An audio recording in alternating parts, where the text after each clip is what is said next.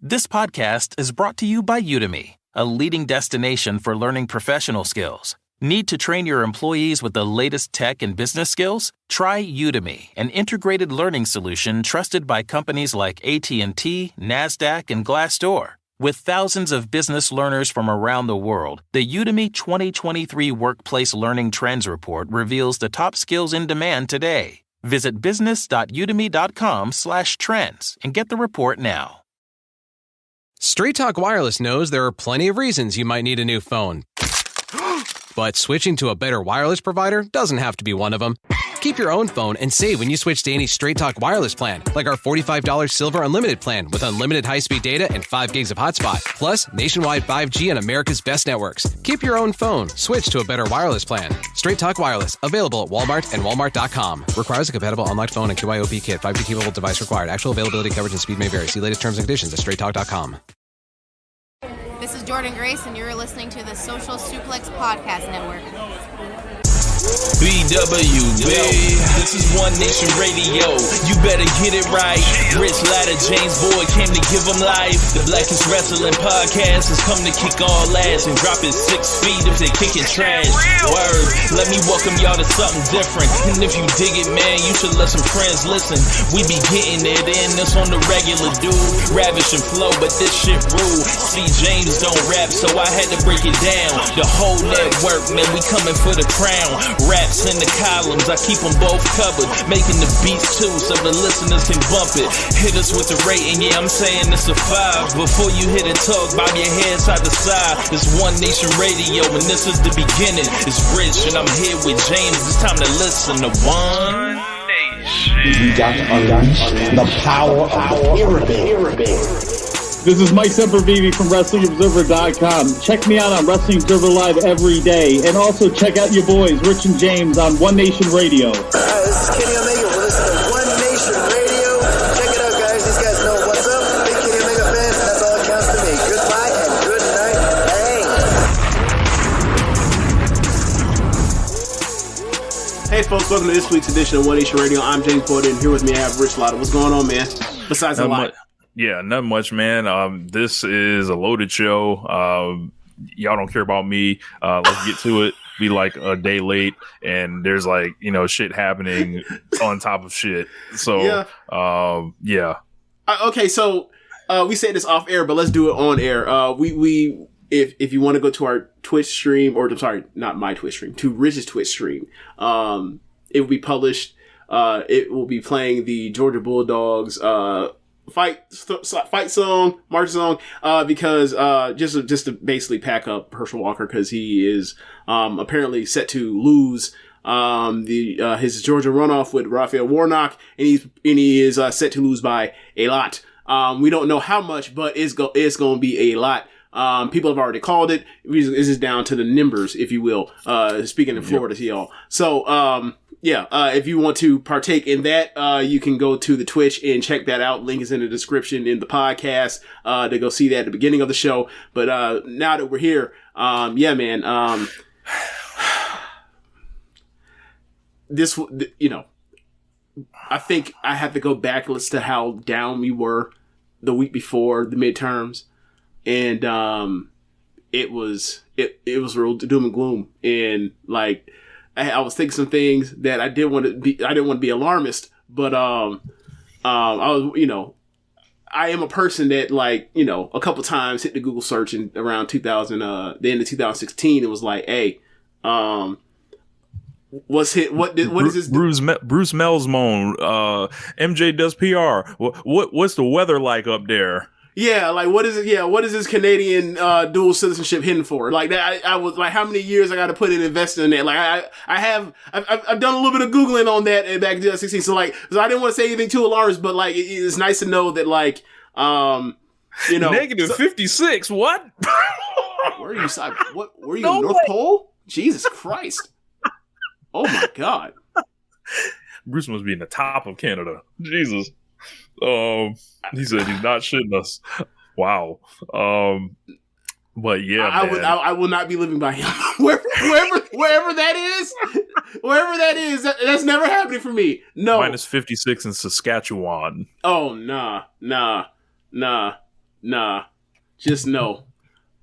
I don't know how you doing it. I don't know how you doing it. That's Brewhaven, also a Canadian. Yeah. I mean, there's different kind of Canadians, and Saskatchewan is not the kind of Canada I'm talking about. Yo, so speaking of that, so like, you know, in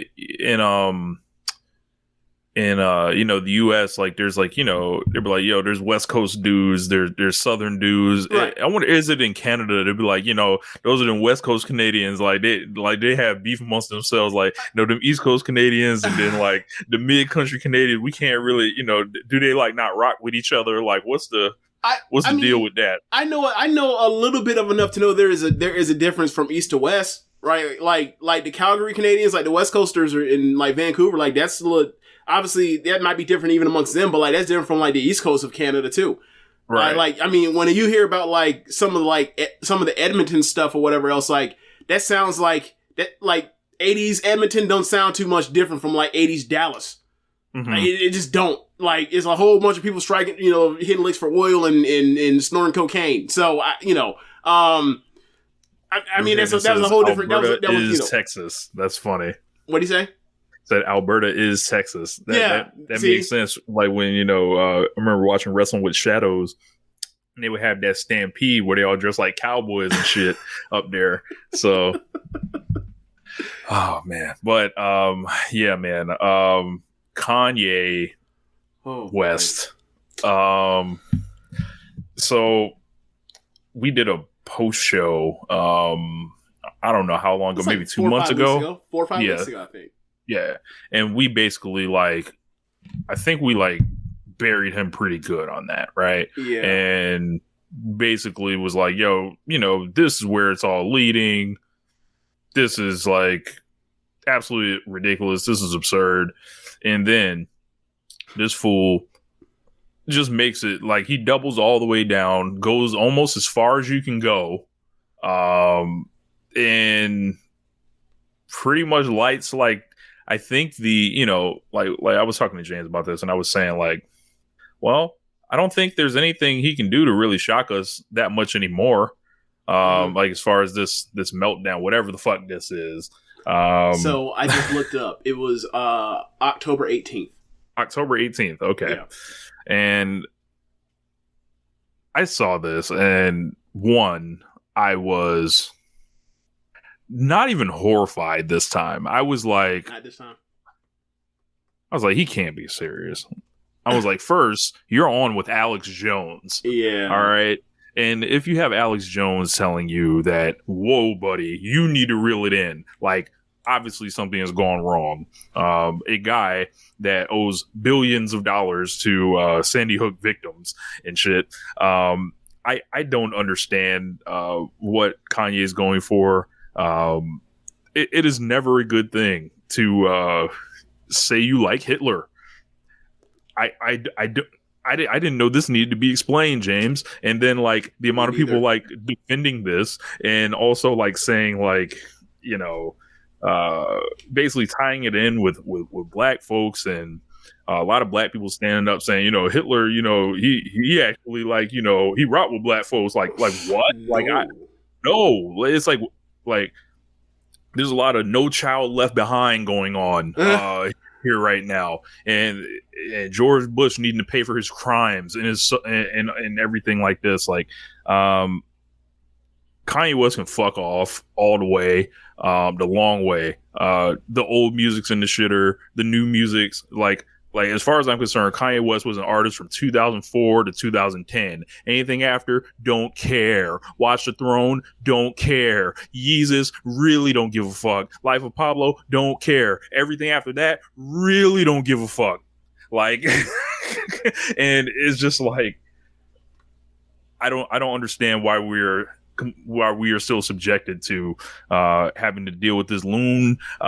Everyone with a platform, especially like in like right-wing circles, have like basically said, you know, we'll put a microphone in front of this man's face and you know, use them for whatever they can use them for, as far as traffic and everything like that.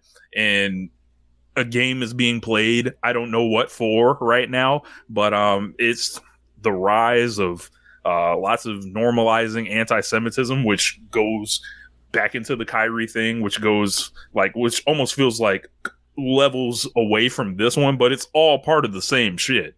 Doesn't it feel like Kanye got his ass out there and like stepped in it, and like then Kyrie like became the face I want some of this too for a couple weeks, and like Kyrie's not even close to as bad as Kanye, and then Kanye was like, but he got the attention. Let me get the attention back, and he's like, and he says what he says. It's very like, I want the attention, and Kyrie even on accident took it from me, so I need to like double down, or actually like quintuple down and like and get this back. And it's like, yo, there's no coming, like, obviously there was no coming back from, but it's like, this is when like even the people that are like some of the most like let's say people think that you have a path, everybody's redeemable. Like, once you get to the Hitler is fine stuff, like, then that's like when a lot of people is like, that's the last step. Like, the only thing left for him at this point is like murder, rape, pedophilia, and like defending that kind of stuff. Like, there's really nothing after this now. And it's like, I think for a lot of this nonsense is Kanye has tried to do the shock jock stuff for like publicity and also around launches for projects.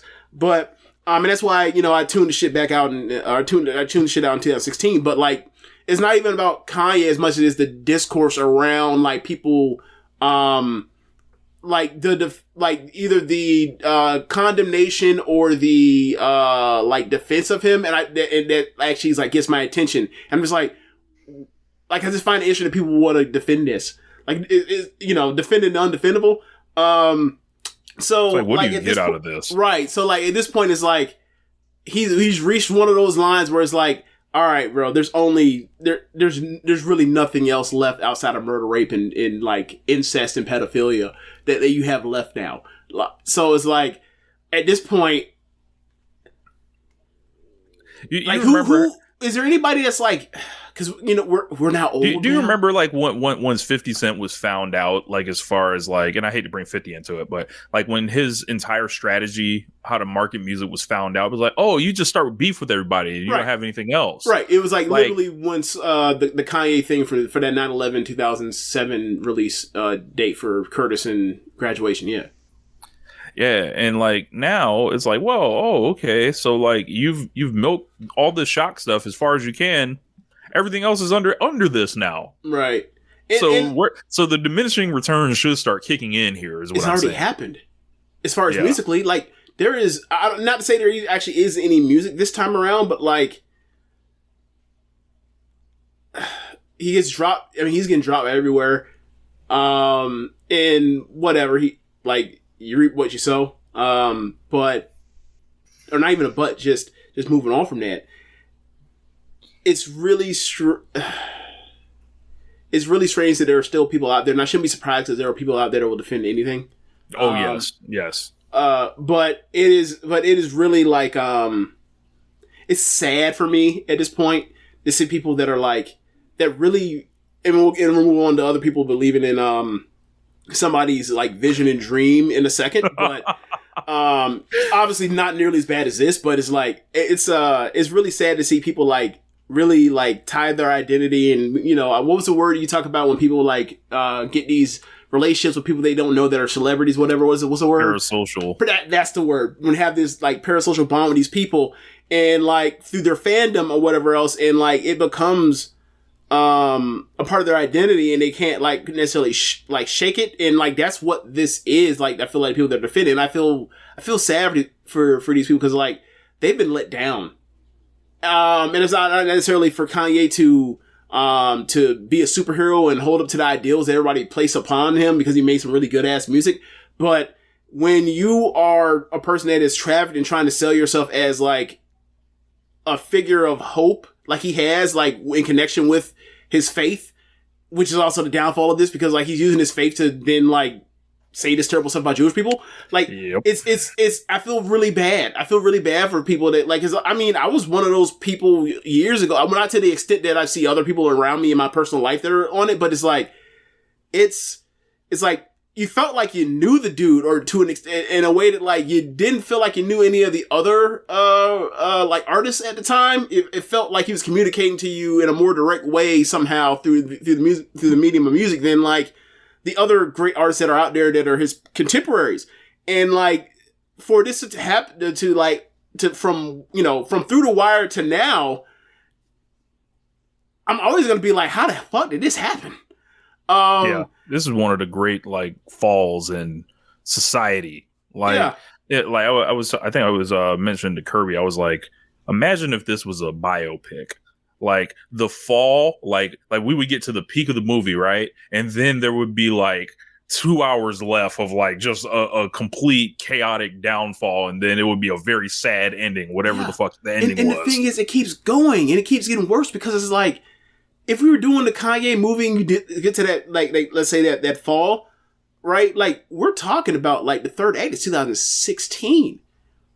When he's talking about, slavery was a choice. And it's 2022. Look, and in the second act, you start seeing him bring the Confederate flag around. Right. And trying to explain this away. In his work, and he's claiming that he is trying to repurpose it or whatever. It's like he's trying to make it mean something else, which is like, he's trying to reappropriate it. It's like, nah, man, black people don't get to reappropriate anything. That's only white people that get to reappropriate things. That's not how that works. That's never how the game has ever gone. Ta-Nehisi Coates once said, Kanye wants white freedom. And I think he said that in, like, 2018, and boy, it rings very true to this day. Yeah. It is weird how, like, I feel like we have less to talk about than even.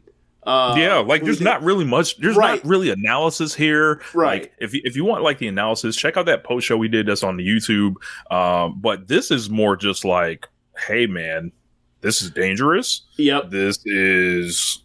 I think that's why there's less to say. I think that's why it's like, it's not even like a thing where it's like it can be convincing otherwise, or you feel like you have to say certain things because he's kind of was talking in code the first time around when he started hitting on this stuff with Jewish people, even though he said he's going DEFCON 3 on Jewish people. Now it's like, okay, like there's no going back now. There's no going back.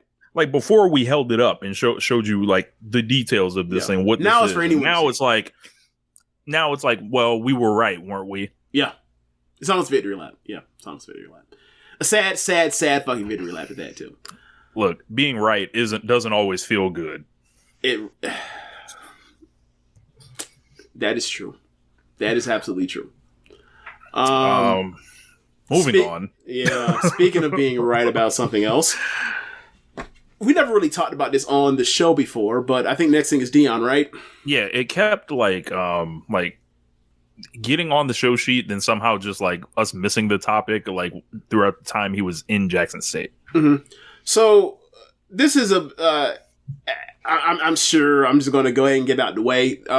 Like to people that are watching this or listening to this, like, I have a full on bias with blind spot in affection for Deion Sanders. Like, I started, as long as I can remember, I was a Florida State Seminoles fan, and Deion Sanders was like everything to me. Like, he was the coolest motherfucker, or one of the coolest motherfuckers ever. And he's playing baseball, and also he's like the best cover corner to ever live. And he's fast guy ever in the NFL. And like, he is the star that helped like solidify Florida State, like, besides just like them playing anyone anywhere, and they have the talent to be great. Like, they were great before he actually landed on campus. But the thing is, like, he is the star on the marquee for the campus at the time. Like, it is, go watch, Thorpe finalist, eventual Thorpe winner, Deion Sanders in the Florida State Seminoles in 1980 and 1989, or 87 through 88 in, you know what I'm saying? Like, so, like, yeah, like, to me, he's the greatest player in the history of the university. And like his cachet and his charisma like led him into being like the person that you think of with the big smile and the charisma and like the ability because of like the literally actual person that actually is large in life. Like, with all of that charm, charisma in the suits and the smile and all of that and the chain and the bandana and the headband and the gold chain. There's I keep going about, there's so much but, like, he was able to, like, for a lot of people, like, be a lot of things to a bunch of different people, like, in the, if you will, like, around, like, this fandom of football, like, to country dudes, you hear him talk, that's country as hell. That's churchy as hell, right? And it's always been the case with him. Like, to up north dudes, city dudes, or whatever else, whatever you want to call them, like, they see the Flash or whatever else, and it's on some, like, Flair shit. And they see the minks and all the gold and whatever else, and they respect that too. Like, he means a lot to everyone. And, like, in a way, I remember when Jimbo Fisher was at Florida State, and, like, when he had dudes from Miami, visiting, like, the car that he would bring to campus at that particular, or the football practice that particular, week, or whatever else, would be like coupes or Mercedes cars, whatever else. And then when he's bringing in like dudes from like Polk County, someone like a Derwin James, or he's bringing in like country dudes from Alabama or Georgia, he's in a pickup. Like, Deion is one of those people that's able to like walk that line pretty finely, because like he can mean so many things to different people. And because he was so great, like, I mean, you still got people in the league now doing the high step and, and all that kind of stuff after they get an interception, all that kind of stuff to this day. And he's been out of the league for over 15 years.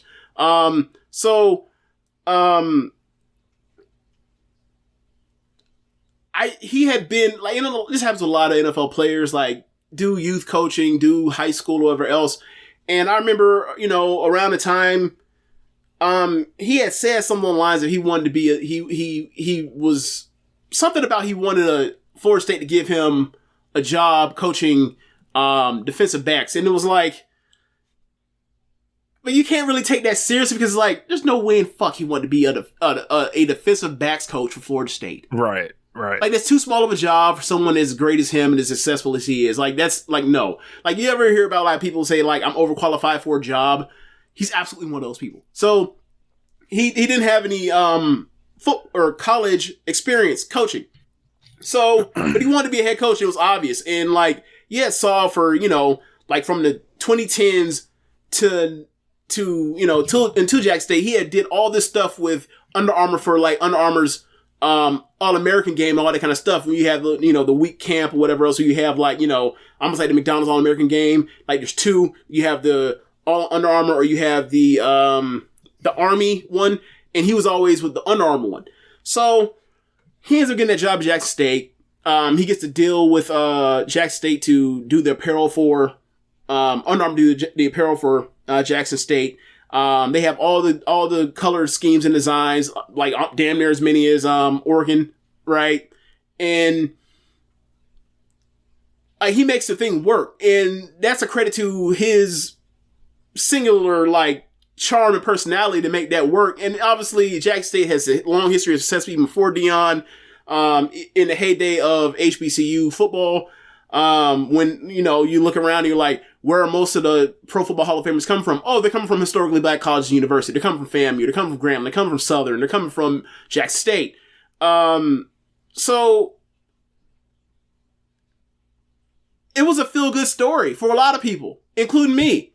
But the thing was, I always felt this is all along the road. Like, these are stepping stones to get to where Deion wants to get to, which is he wants to be a college head coach. Because I personally believe he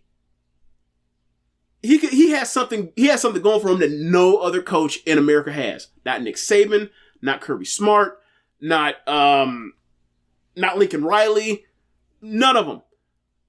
He has the ability to go into a room or go into into homes, into kitchens, into living rooms, and sell and put the rings down on the table and say, y'all know me, y'all know what I stand for, y'all have heard the myth. Y'all have heard all the myths and the legends and folklore about me. And he can lean in and be like, all of it's true, and give you that big smile. And then you're fucking in. So for me, with Deion, it's like, yeah, there's a lot of the glitz and the glamour with him, but he's also like the dude that was like, we thought was like one of the first people to ever like do tape study. Like, he's a dude that's known for like, what the fuck is a laser disc? What's a laser disc, and what's a laser disc player, and why do you have it on this plane flight? Oh, you're watching film? He's one of those guys. So,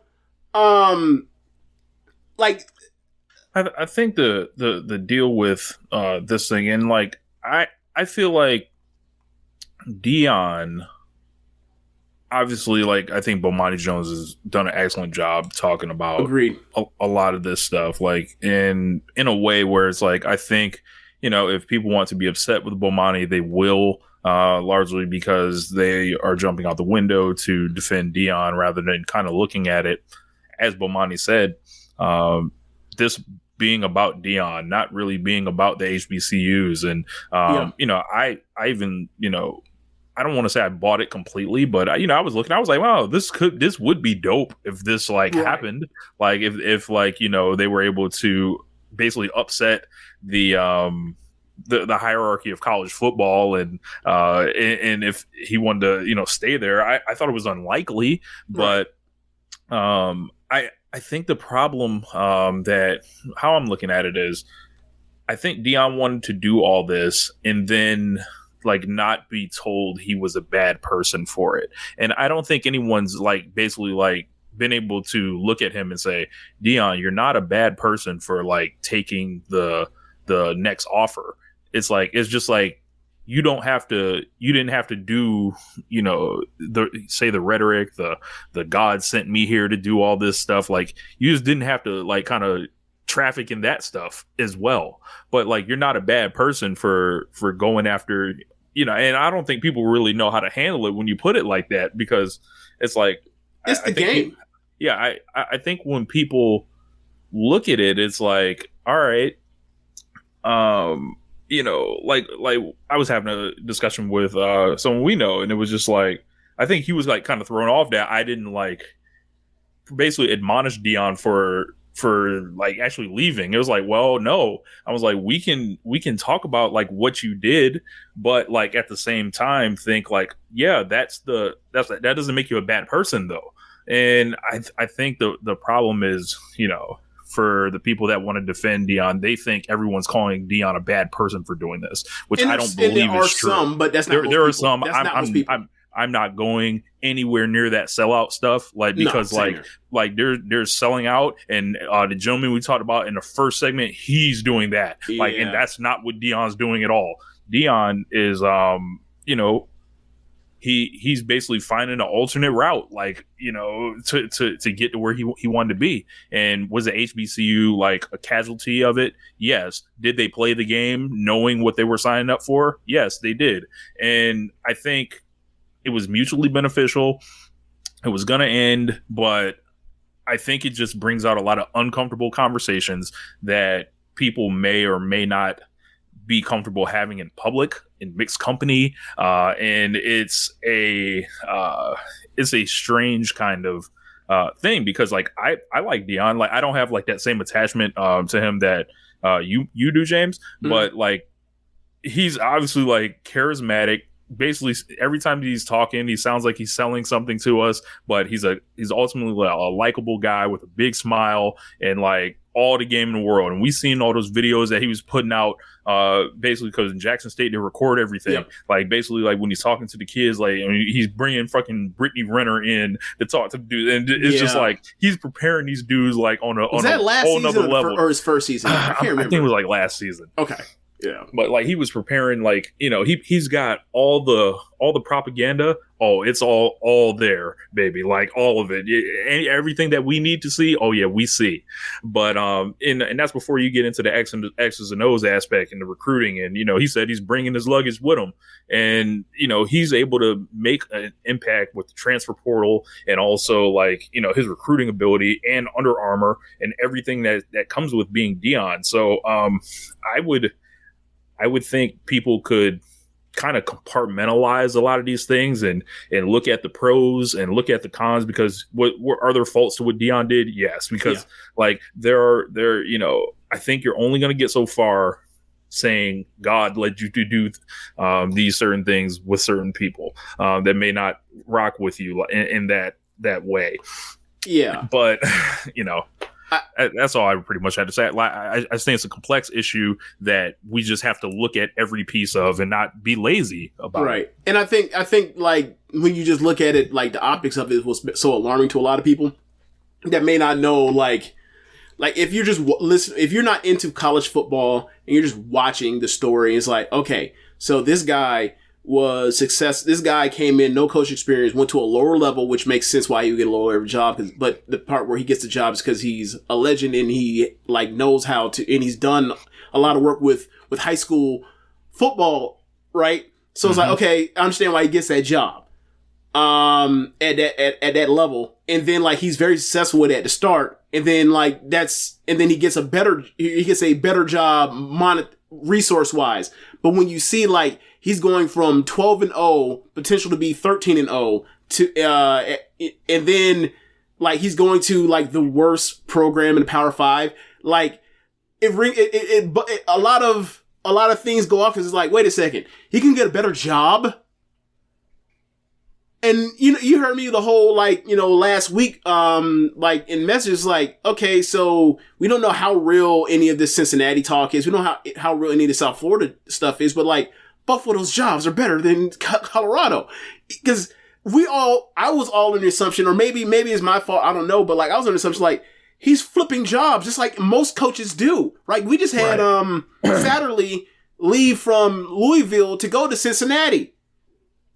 He took a step down after already being at Louisville for a number of years. Why? Because it's to get literally to get the clock going on a new contract, and instead of getting off of a hot seat, right? Like we know how this game goes now. Like we can't even try to be like pretend like it's the old college tries. Like no, the game is you are getting people to to believe in you and what you're trying to build at this particular university, and as everything goes well, you are plotting to then leave.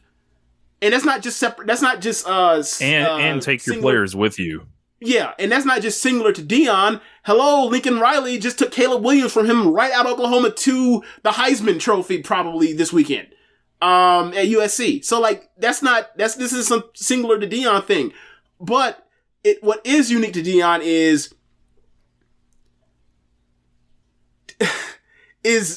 he did this at an HBCU, and then he's leaving HBCU, and I think they'll still be successful in this SWAC without him. But the part that I think bums out a lot of people is when you talk about in the front at the beginning of this is like the idea of what kind of power HBCU football could have. Like me, I always think about like certain universities and like are these sleeping giants, right? Like what year was when I started talking to you about Georgia? Like Georgia could just like 2015 or 16. I was gonna say like 2014, 2015, something like that. Right. Like, and I was looking at the Clemson thing and it's like, like if the population's growing, whatever else, there's the Carolinas, like with Spurrier leaving South Carolina, those kids got to go somewhere. Why not Clemson? They're always 110 miles from Metro Atlanta. Like, that could be a good job. And then, Lord, like the money comes in. That Greenville area is like booming right now, and 2 national championships later with Dabo. For me, thinking like of Jackson is like, I didn't think Deion was going to stay there for long, but the way he was talking, if you buy into that, and you're thinking from the perspective of me of like sleeping giants, like, okay, so why can't they be Cincinnati or Memphis or whatever else? Like the state of Mississippi as a football like hub or not hub, but like as a place that like produces talent is a very undertapped resource because of institutional racism. Like, the education's terrible. Kids can't pass. University of Mississippi has all those issues. like you look at you go through this 60s and all the 70s. Tennessee shit is right there. Like you just reach right across the border. Right. Because Jackson, North Mississippi. It's like, and you look at where the Pro Football Hall of Famers have come from. Right? And you're like, from before the, let's say 90s. And you're like, there's a lot of fucking dudes that went to HBCUs in the Mississippi area that end up not going to Ole Miss. Why did I not go to Ole Miss? Oh, you know I didn't go to Ole Miss. The Confederate flag, the rebel stuff, singing Sweet Dixie, all that. That's a big part of that. So it's like, yeah, there was a potential for that. It just, all it came down to is the right person there that already comes in with advantages from his relationship with Under Armour and working with some of the top, in relations with working with some of the top programs or they get some of the top talent in high school to then be willing to give a look to that. And he has the game and the mount and the gab to get people to convince themselves of, hey, I want to go to a place where like I'm not just there for football. I'm there to actually take in like the experience of whatever bit of a college experience you actually could get while being, in practice all the goddamn time. But like in a way where it's not just like you're there and you're only there for football and the people only look for you for football. They can find value in you outside of what you do there. So like, yeah, I can see why people are were sold that dream and bought onto it and are upset. And I feel bad for them. But I don't necessarily think that Deion is, as you mentioned, like, I don't think Deion's a bad guy for this. That's just the game. I just wish that he hadn't done some of the stuff or said some of the stuff he said. I wish he could take back the part where it's like, why not us? Why not HBCUs? Like, he didn't have to make himself the face of that. Maybe he felt like he did to actually sell people further on the dream, like this is actually a real thing. Maybe, I don't know. We'll never know that. But he said what he said, and like that shit sucks now that he's gone. And like, it's gonna be weird is like to see what success is for him, because like they're not gonna be going 11 or 1-11 in Colorado. Like they should at least jump to like 6-win team minimum next year. I think. I who knows what happens, whatever else. Like I heard that like Colorado is notoriously hard for transfers or whatever else.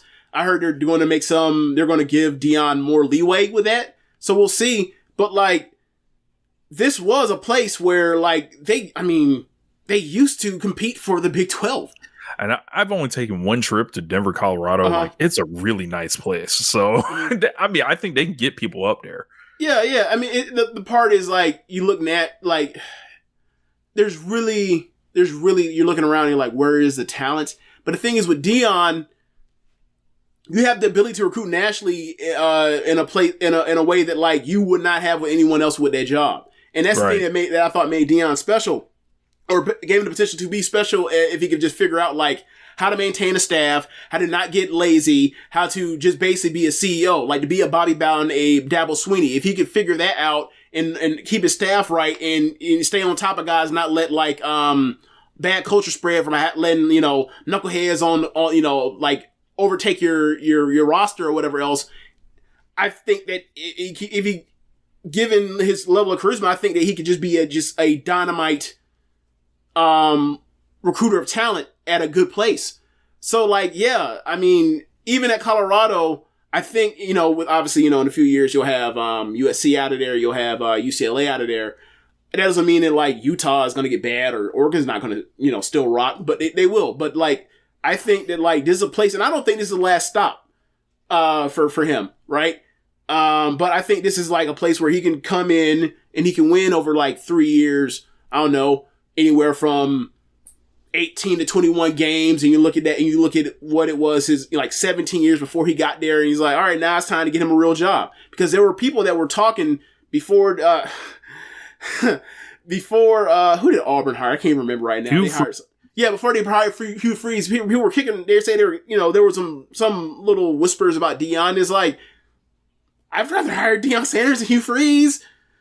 Because the thing is, if you have any reservation about Hugh Freeze, it's because you think he's going to do something stupid. And it's like, all right, well, you're going to do something stupid, then like, let's try it with Deion. Because I think Deion will have a less chance of having to blow up in a way that like it did at Ole Miss for Few Freeze. So yeah, like we'll see how this all goes. I think he'll be successful, and I think this ain't his last stop, and I think he's going to get himself a good ass job, and we'll go from there after that. And I'm interested to see how this goes, his career, and how he handles like being in different places. Like Deion outside of the deep South in Florida is different from Deion when he's there, and I'm interested to see like how that's going to play with like you know SEC, ACC, Big 12 country, parts of the Big 10. Like, you can say certain things in press conferences and, like, you know, obviously, like, media availability, the way coaches and football staff or media staffs can hold up, like, journalists or whatever else. But, like, certain places like that good old, like, Christian charm is not going to fly. And I don't know, like, what it's like down in Boulder. I don't know. So if anybody's prepared for that, it's Deion Sanders, who was in Dallas, Texas, and San Francisco, and Atlanta, and New York for his baseball career. Like, he'll be ready. I hope, because I don't know how it goes when Deion gets an interview that he don't like, and I don't think I've ever seen too many of those. And like, I mean, you can get a small taste through like him responding to Bomani, like subliminally, like we can see something's there. Like, you know, it's like where he'll drop the facade, quote unquote, and give it back. But you know, it'll happen. But yeah, I think it'll ultimately I'm really interested to see how that goes, because look, that happens with everyone. And look, I'm not saying that, like, look, we've seen these Nick Saban blow-ups over the stupidest of shit. We've seen Dabo act an ass and literally make his program unlikable over the last 5 years with his nonsense. So we'll see how this goes. But like, I you know, regardless of whatever happens, I'm always gonna be rooting for him. It's Deion. Like, I just can't, like, you know, like, he's just like the name and everything just like literally makes me smile, put a smile on my face. Like he's that kind of guy for me, as far as like celebrity and like what he means to me. Oh, and like literally part of my identity as far as like growing up. So like, I can't like fake it. Like, I'm rooting for him. Even with this and it sucked, like I'm still rooting for him. Moving on, so the leader of the William Regal Appreciation Society seems to have wrapped up with AEW this past week. William Regal seems to be on his way out of AEW and presumably back to WWE. And this comes like after like a very weird storyline with Moxley and MJF, and you kind of wonder how long it took to kind of get the ball rolling on all this stuff. But you know, I'm well on the record saying, you know, I was never really thrilled about the Regal thing here. I think, you know, he had some moments like during his tenure where like there was that one promo with MJF. I thought he did a really great job. He admittedly had some rough promos in the beginning. But he was around on the accord of like Danielson and Moxley and stuff like that. This was always someone from Triple H's inner circle, which I was weary of TK like bringing him in personally, and I was like, I don't know if I'd do that, especially like, you know, looking at a wrestling war and seeing, you know, how there are people that infiltrate that are ops on the low. Some of that stuff's happening like with the media games that are happening right now. You know, the best thing I can say about Regal is that he did business in a great way for MJF at the end. Put him over like very strong. You'll never get me to complain about that. I did not necessarily root for Regal or anything like that. I remember at Revolution, the building was going crazy around me. Of course, we're in Orlando. I'm like, everyone's going nuts for Regal, and I'm just like, I don't get it. Whatever. And I don't know. I didn't necessarily like, you know, like I don't even like. It's funny. Like every time someone leaves AEW, it's like an indictment of the promotion. I saw people making a big deal like this is such a bad look for AEW that Regal's leaving.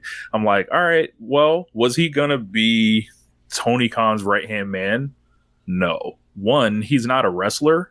So like, I think his situation is different than other people's that may have been trying to necessarily, you know, leave the promotion. this guy's like not someone that they're going to throw on screen to hurt you necessarily. And it seems like, like we know he's Triple H's right hand man, and we know that's like he's going to end up being his Pat Patterson. So I was under the impression, let him go. Like there's no reason to either hold him against his will or like make it nasty and have him floating around. So I'll hand it to you, James. Yeah, I don't really feel discourse on all this week. I must have missed all of it, so I don't know what's the key stuff. Like he filled me in on like this on the discourse around it, and I guess the thing for me is like, yes, he was an important figure on television since he showed up. As being a counsel for Blackpool Combat Club and everything. I think that the write-off, if you will, I think that was a great touch for MJF because, quite frankly, that promo did absolutely nothing for me at all until he decked Regal. I guess we'll get to that later. But, I personally, and we've said this in all situations, like, if the talent wants to leave, they should be able to leave.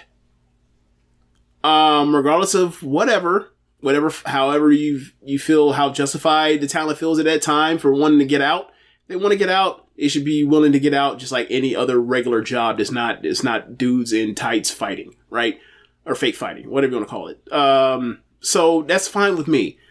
I'm surprised, that he does want to leave. But then again, he had been in WWE for years. 20 years. Right. And, I think we all, in a way of like, we kind of want people to do the kind of things we wish that we could do, right? Like, we can't, like similar to the Austin stuff, Austin in Mr. McMahon, where it's like, he's beating his ass's boss, or he's beating his boss's ass every single week. It's fucking awesome because you want to beat your boss's ass, right? Like that feeling of catharsis. Like, we all want like people to, whenever they get, wronged in the terms of being laid off, whatever else, we want like the employer to come crawling back to say they want you, and then you just tell them, I found something better, go get fucked. Like, I think we all kind of want that. Apparently he didn't. Apparently he did like his job. So, if he is going back to WWE, more power to him if he were to stay, whatever, like, but I will say this, given NXT at a time when he was there, given, the Blackpool Combat Club, given the amount of, love and respect, and stories we've heard about Regal, this year in particular, given what we know about like him as a scout and all that kind of stuff, like, say whatever you want to about like how good he was or wasn't in the ring when we saw him, right?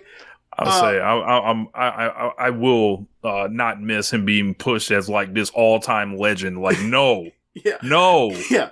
But say whatever you want to say. Like, his style and his influence has won, right? Like,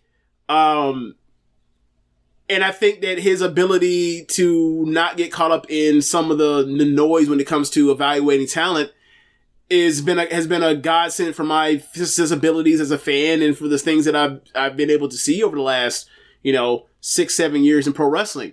And I think pro wrestling, a lot of it is for the better because of people like him in it. So yeah, like, whatever he wants to do, fine with me. Because like, I don't feel like I got shortchanged with like the JSA BCC stuff. I don't feel like I got shortchanged with like seeing stuff like Danielson and Moxley versus FTR, this year. That was all that stuff was really fucking good. And like, so yeah, like Blood and Guts, all that stuff.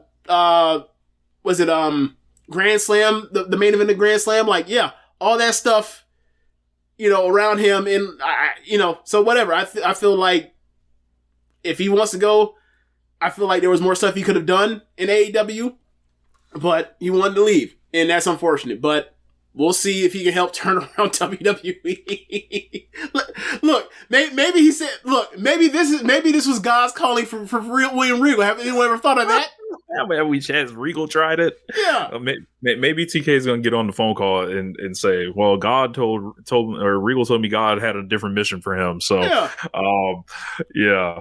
But TK is going to have a call where he is going to clear it up tomorrow as far as like the Regal status. Of course, there's a lot of like insane stories that were going on from everyone from EC3 that immediately tried to turn this into, an indictment of the culture of AEW versus Regal and EC3? Just foolishness. What happened? Not even worth parroting because it turned out to not even be true.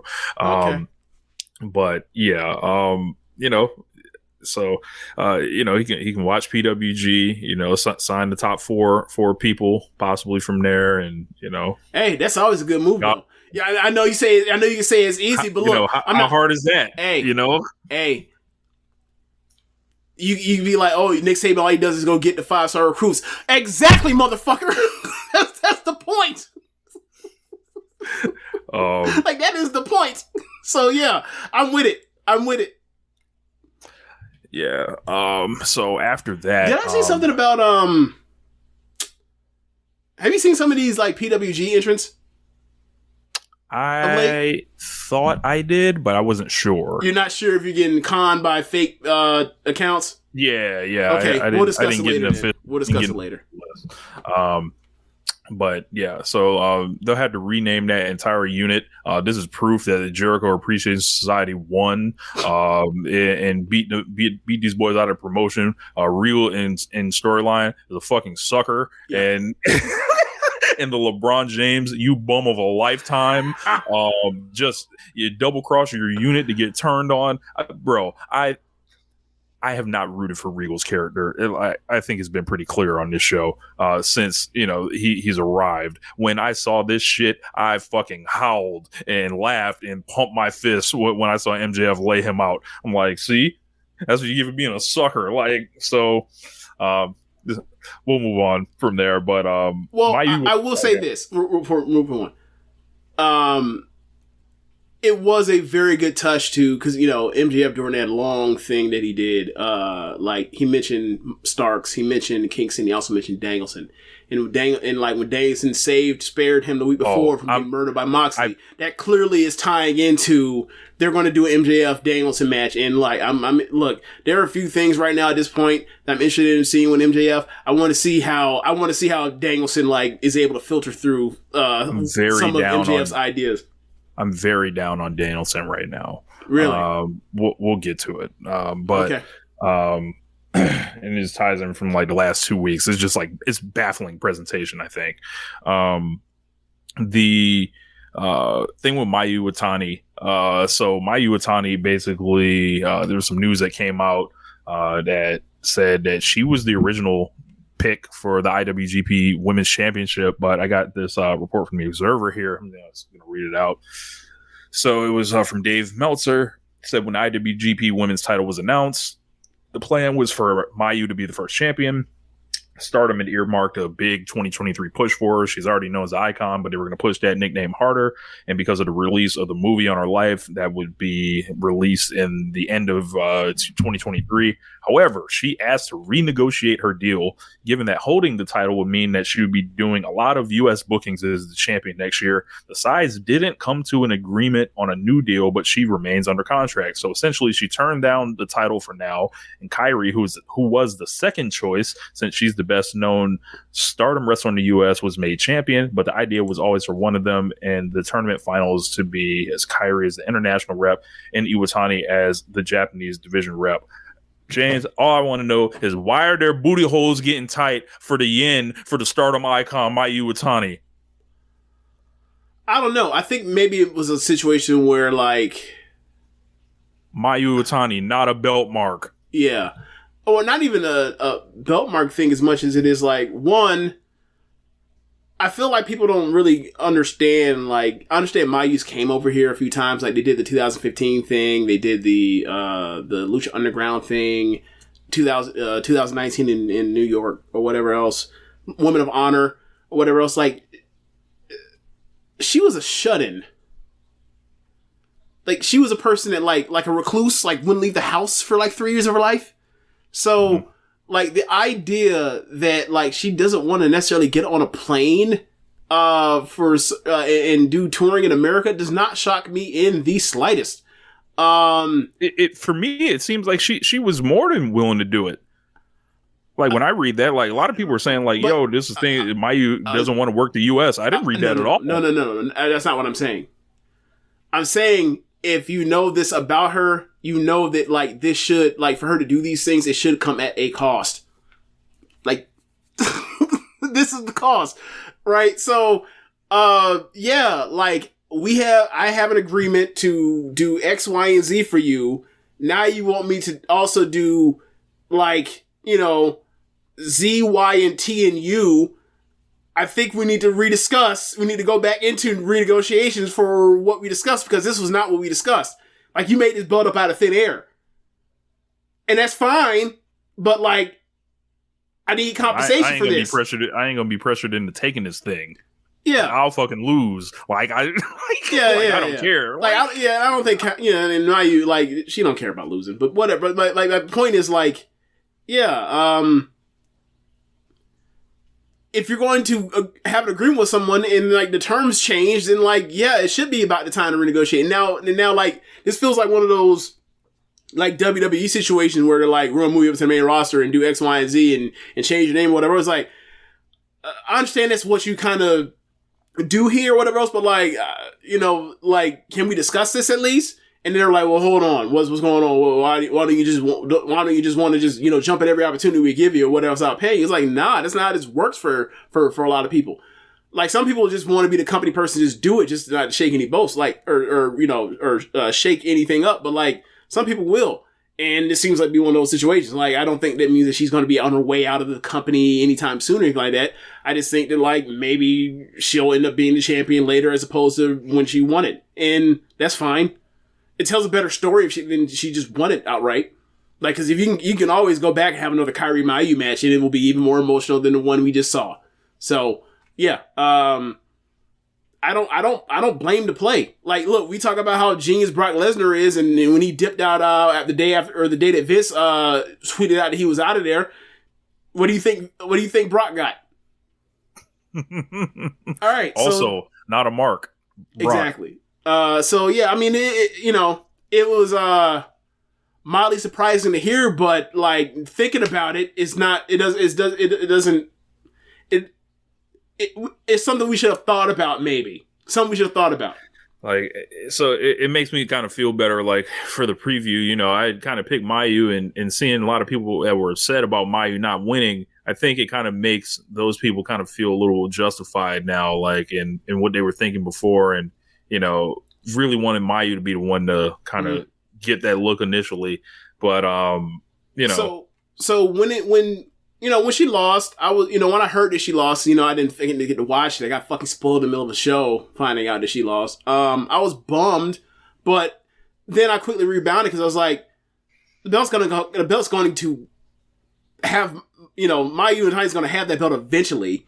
So that's fine. And like, I feel like it tells a better story than if she had just won it. Cause like she was just basically the champion of a belt that, served the same function. So it's like, it makes sense if she loses it or whatever else and she gets it back eventually. So yeah, it has opportunities like from a viewer's perspective to be a better story than what we had already got. So that's fine. And also like it preserves Kyrie's like first loss in the company, which she hasn't had yet. And it could set it up for someone, that could use a little bit more than just Mayu, and it add as another, great accomplishment that Mayu has had that she beat the WWE superstar.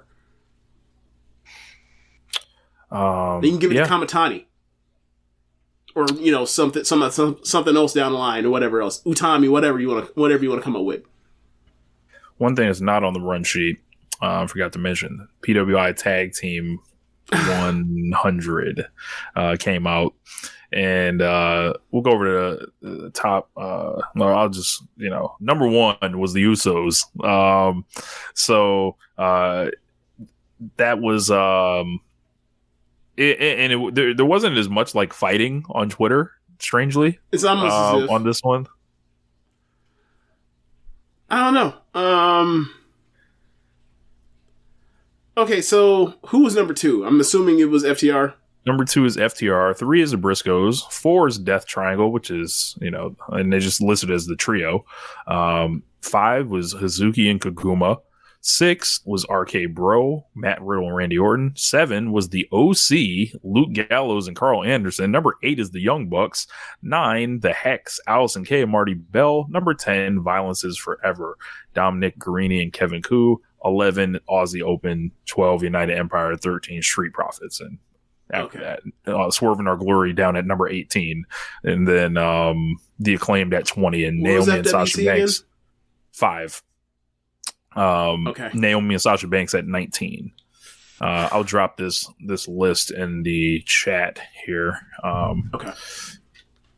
But yeah, the Good Brothers are in front of the Young Bucks. That's very funny. But I think everyone that is upset wants to talk about FTR being behind the Usos on this thing.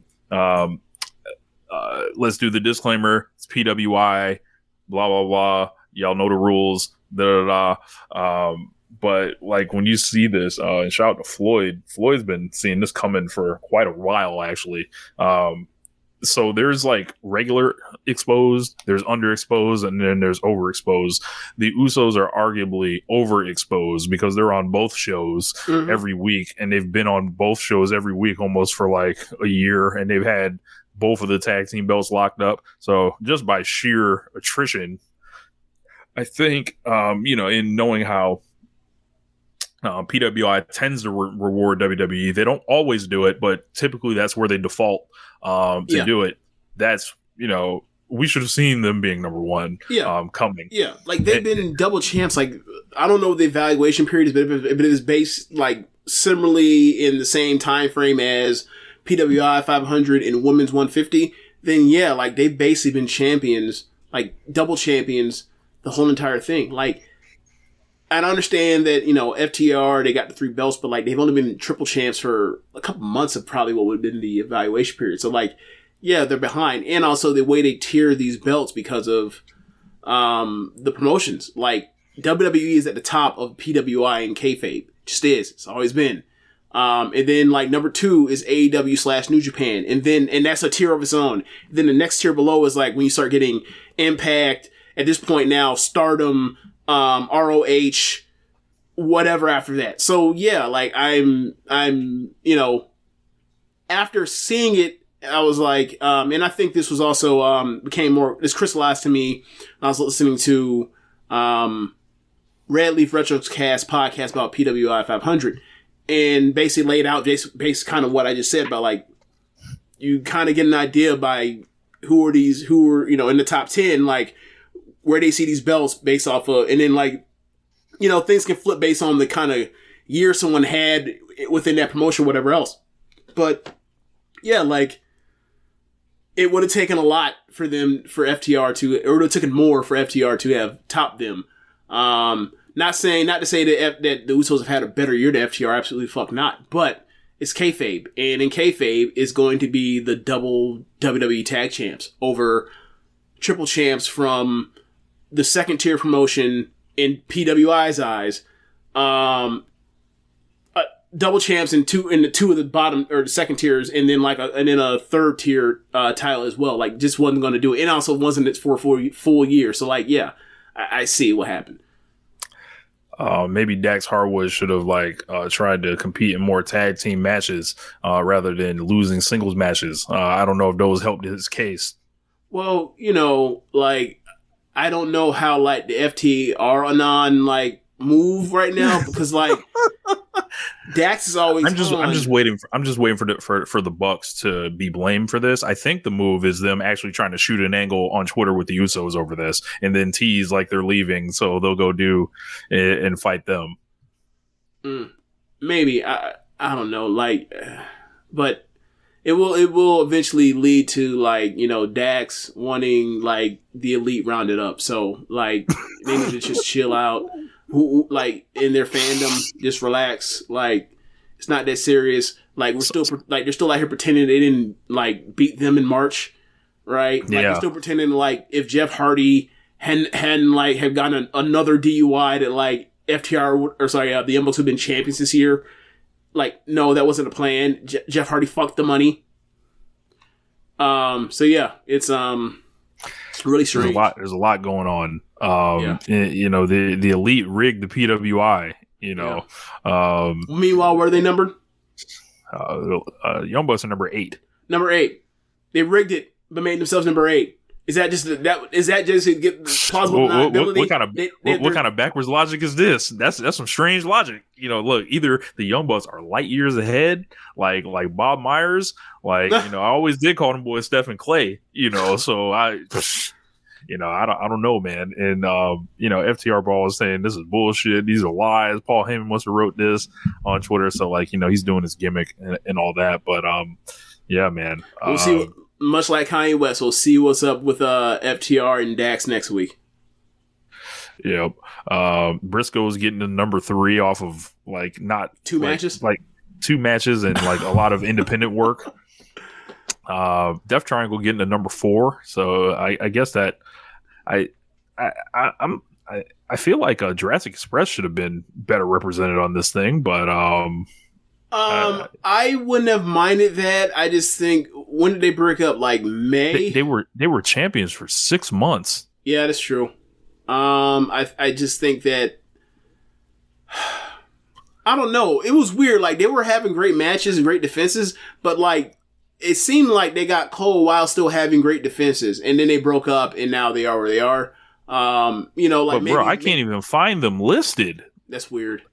Like where's? I will say this, Rich. Remember that one year when Kyrie was supposed to be ranked like 9 or 8, and they wholly forgot her in the women's 150? They might have forgot him. This might have been an omission. This might have been an omission where they fucked up and just completely forgot him. I'm looking through the list right now, and you know, you guys. If you have to go below 20, then it's a mistake. Yeah, like, because there's no way they're behind like House of Torture. Like, I still haven't seen them, and I'm in the 50s right now. Looking at this it's thing. a mistake. So, like, they fucked that up then. They just fucked it up. Like, they'll put out a reprint and be like, "Oh, we fucked it up. They should have been numbered this. Our bad." Good people at PWI. They have angle fuck ups like this. Yeah, I'm surprised. Are you surprised that FWC ended up getting 5? They were the champions for a while, weren't they? I mean, they were the champions before Natsupoi and Tam got them. They won them in January. They lost them. They dropped them for a month and got them right back. And then they ended up losing them in like August. So yeah, they were champions for at least half of the period. I'm just surprised that Stardom broke through from tags like that. And I'm also surprised, like, where did you say Death Triangle's where again? 8? 4. That's another thing where it's like, I don't recall like trios ever like making a tag team thing. Maybe I'm just mistaken on that, and it could very well be the case. But it's like, so there should be more trios. There should be more trios going forward on this, like between the Stardom trios and also the AEW trios division. Like, next year's list should have tons of trios on it.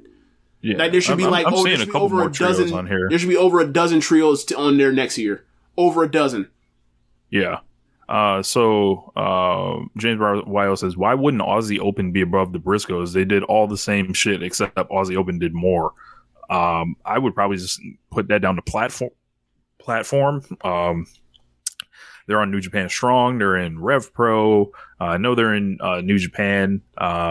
But it all comes down to the grading period, I think. And I don't know. Like, the PWI editors usually have some type of wonky reason.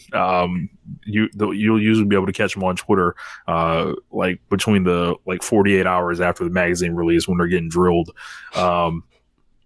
But yeah, that is a good question. Like, the Briscoes thing is kind of strange to place, but like, then I'm just thinking like maybe it's just because of the rivalry with FTR. Maybe that's just the sole reason. Like, they were in GCW. Yeah, bro. Yeah, James Brown says GCW bigger than New Japan now. LMAO. Yeah, I think GCW is. You remember how we would talk about people being like overrepresented in like GCW in, like, one of them. Yeah, GCW's overrepresented for sure. This is not a major, like, this is not. I remember going into that. You know what they are? Now we're just talking about college football thing. Like, if Power 5 is the majors, like they're the top group of 5. Like they are Temple, they're Cincinnati, they're Memphis, like they are like the mid-major. Like they're the top mid-major thing in America. They absolutely are. Whether or not you enjoy the kind of things they do, don't really matter. Like they're successful. They just are.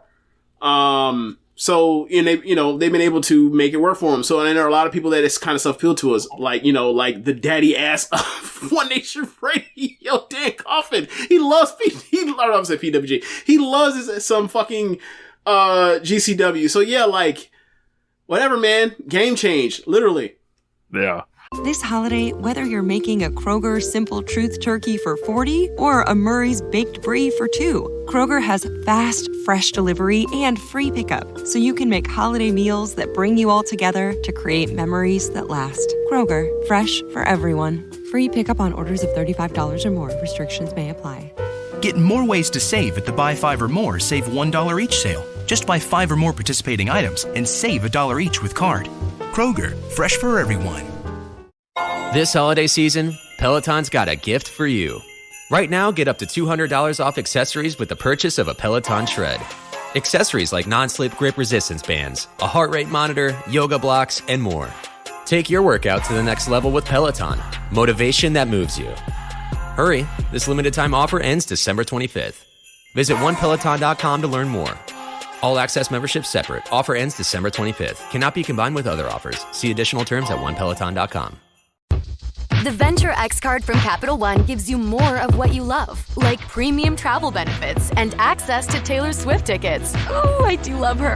Earn 5 times miles on flights and 10 times miles on hotels through Capital One Travel. Enjoy your stay in Suite 13. Whoa, 13? That's Taylor's lucky number. Plus, get access to Taylor Swift The Eras Tour, presented by Capital One. Maybe I'll see you there. The Venture X card from Capital One. What's in your wallet? Terms apply. See CapitalOne.com for details. But yeah, we should get into the review for Dynamite here. So kind of a I don't know, I like the show. I thought it was decent. I loved the main event. I thought Joe and AR Fox was good. MJF's promo for me was like, I think it was everything. Like there was good, there was bad, there was I hate this, there was like, oh, like I can see the breadcrumbs. Let's just go through it here. And then there is something that we're going to talk about. We're going to lead right off with. So we began this show with Jon Moxley coming out. And he walks out the Wild Thing, crowds, having a good time singing the song. Moxley gets on the mic. He says his career's been a crazy ride. He never knows what's around the corner. 3 certainties, death, taxes, and Jon Moxley. No one can outwork him, and he remains the top of the food chain. No man has the balls to tell him any different. And all of a sudden, Hangman Page's music hits. Crowd goes nuts. We celebrate on Twitter. We haven't seen Page in like 2 months since he got his bell rang. Has it been 2 months? Yes. That was October they did that on that Tuesday. So, okay, I'm going to say this very slowly for the people that didn't realize what happened here. So, while Hangman Page is walking to the ring, Excalibur is letting us know Hangman Page may not even be cleared. He was getting testing from the last time when we saw him. Jon Moxley was the person that knocked him out in a match legitimately. So he's coming to see Jon Moxley, who had challenged any man in the locker room, presumably not knowing that Hangman was there. The last time these guys were in the ring together, we saw them basically go to an inconclusive finish. Or we saw a conclusive finish. But we saw a ref stop because someone got knocked out. Correct. And the person that was knocked out immediately is coming after the person that knocked them out. I don't know what the big brouhaha was here. Anyway, back to the review. Back to the review. Hangman Page basically says, "What's up?" Comes out there, gets in the ring with him. And Moxley then asks him, "Do you remember what happened the last time you were in the ring with me. Hangman does not want to talk. He wants to fight. So he sparks Moxley. And what happens from there is a big, big brawl. And then Excalibur has said Page is yet to be cleared by the doctors. So what happens? The referees and the security try to break it up because we don't know if there's like insurance for this man yet. So what happens is they separate these guys, and then Jon Moxley takes off running up the aisle and busts his ass trying to get to Hangman Page. Yes. But he shakes it off because he's a tough man, tough white man, Jon Moxley. And then, you know, they're running it a little bit more again. And my God, we got a hot opening segment here. Yep. I don't know why this confused as many smart people as I think. Maybe I'm giving them too much credit. Dave Meltzer went on his show and said this wasn't like, no, they didn't tell us anything about what happened or anything like that. There was I believe there was a gentleman that put the video directly on top of Dave's video of them, the commentary talking about it. It's like, you understood it, right, Dave? Right? And the people that like haven't had an issue, they understood it, right? Like, I don't know why the default is, oh, somebody might not understand it. What? This is one of the simplest things, like, bro. And this all goes into this astroturfing and then Lance Storm. What he did. I can't. I'm in disbelief. And when we're talking about wrestling analysis on just its most basic level, right? And some of this is Lance being Lance, but some of this is, this clearly feels like a grift. Something's going on, and it's like just the absolute dumbest shit I've ever like seen. And I've seen a lot of dumb shit, like as far as like people bending over backwards to completely lie about whatever they're seeing. But I'm like, if you don't understand this, we need to go back. We need to just end pro wrestling because somewhere along the way, it got fucked up to where you have to ask questions like this, or you don't understand this, this simple story of a man that was knocked out coming to challenge the man who knocked him out. How is this hard at all? I think this is fucking ludicrous. I swear. Okay. I'm with you. Now I'm doing the thing where like I'm trying to grasp for answers why otherwise smart people said something that was like preposterous. So do you think maybe like they're doing the thing where it's like he got legitimately knocked out during the fake fight, so you're supposed to treat it as if like he got legitimately knocked out. Why is he upset? But it's like, I'm sorry. It's like he got knocked out from a quote unquote legal wrestling move. I'm like, so? Right. It's like, but he got knocked, but like, let's say, okay, let's put the concussion, let's grab it, or no, I don't know if it's concussion. Like, let's take the knockout and just put it in our pocket and put it right here. The last time we saw Adam Page, he lost to Jon Moxley. Why? Adam Page should be mad that he lost, regardless of if he got concussed or if he got dropped on his head with a paradigm shift, right? Because they were heated when they were mad at each other. The person who took him out for 2 months, and he's back, and he wants his lick. Right. This should be very simple. Right, and even if you want to go, and let's go back further. They had tension over Jon Moxley big leaguing him, and Adam Page said, like, don't disrespect me as a man. And then they had the match where one of them got concussed. I don't understand. I'm going back further to further explain it. I don't even have to go. I shouldn't have to go back further than that. Like, I should just left it up to you, Rich. But like, you're right. And then we go back further. It makes even more sense why they're still mad at each other.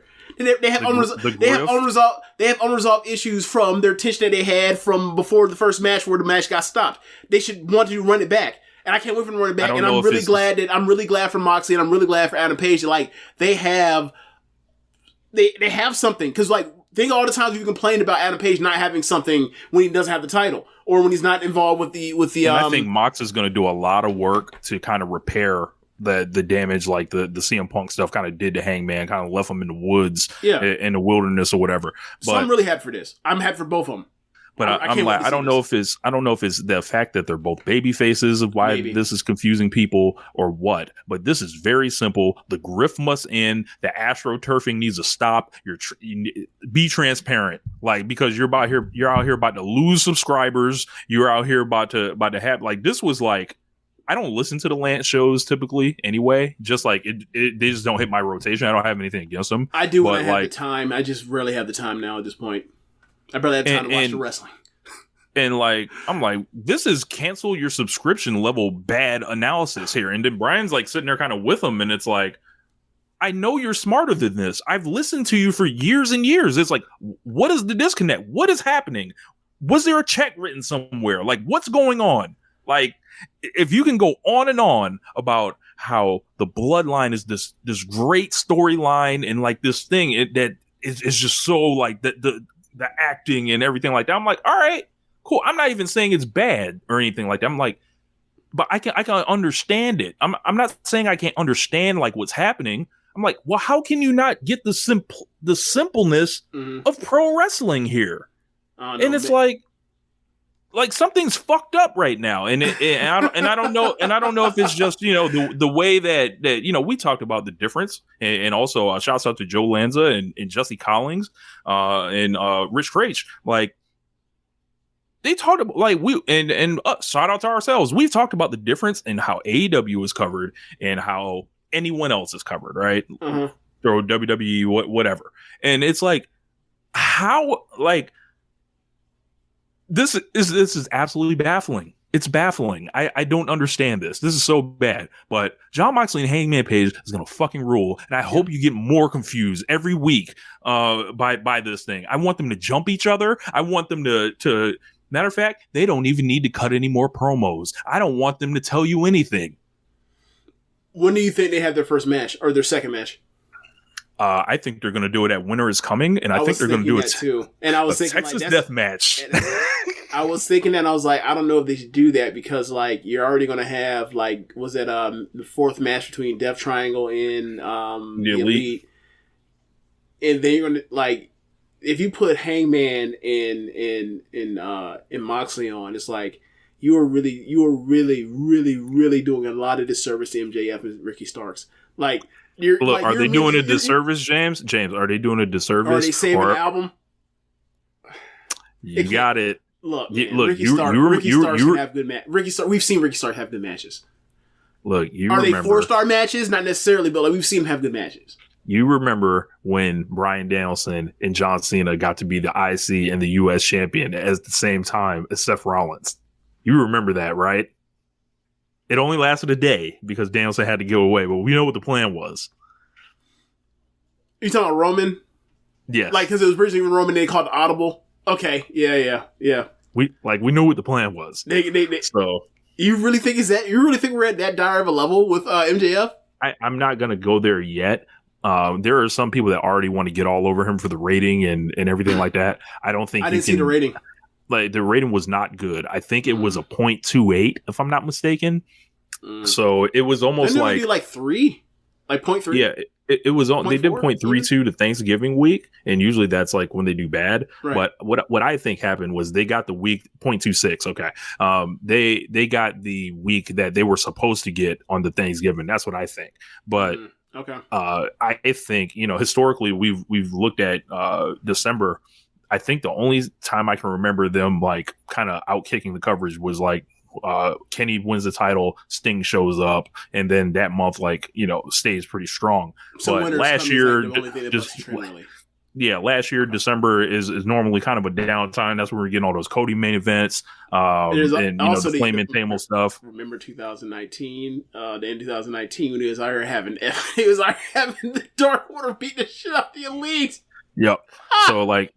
So they were going with the it was like it's a down month, like, and then you look at WWE's ratings, they did I think a 1.2 in the third hour last week, the lowest hour ever. So like I almost think you gotta at least give MJF till the end of January before you start thinking about anything.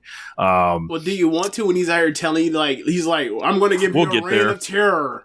We'll get there. What the fuck are you saying, man? Yeah, we'll get there. But yeah, up next we got Bryan Danielson taking on Dax Harwood, and this was a nice match. These guys came out there and they hit each other pretty hard. This was a tough white man match, I'd say, and they did a lot of striking in the corners, traded submissions. And it was cool. It didn't blow my mind or anything, but it was like I will say that like I did enjoy the storytelling in the match. But like they've never really had a match before, but like for them to like, this is a classic storytelling thing of like you go for your go-to move, someone does a nifty counter out of it, and then like you counter the counter that they have in mind, and then like eventually you get back to your nifty move later in the match or whatever else.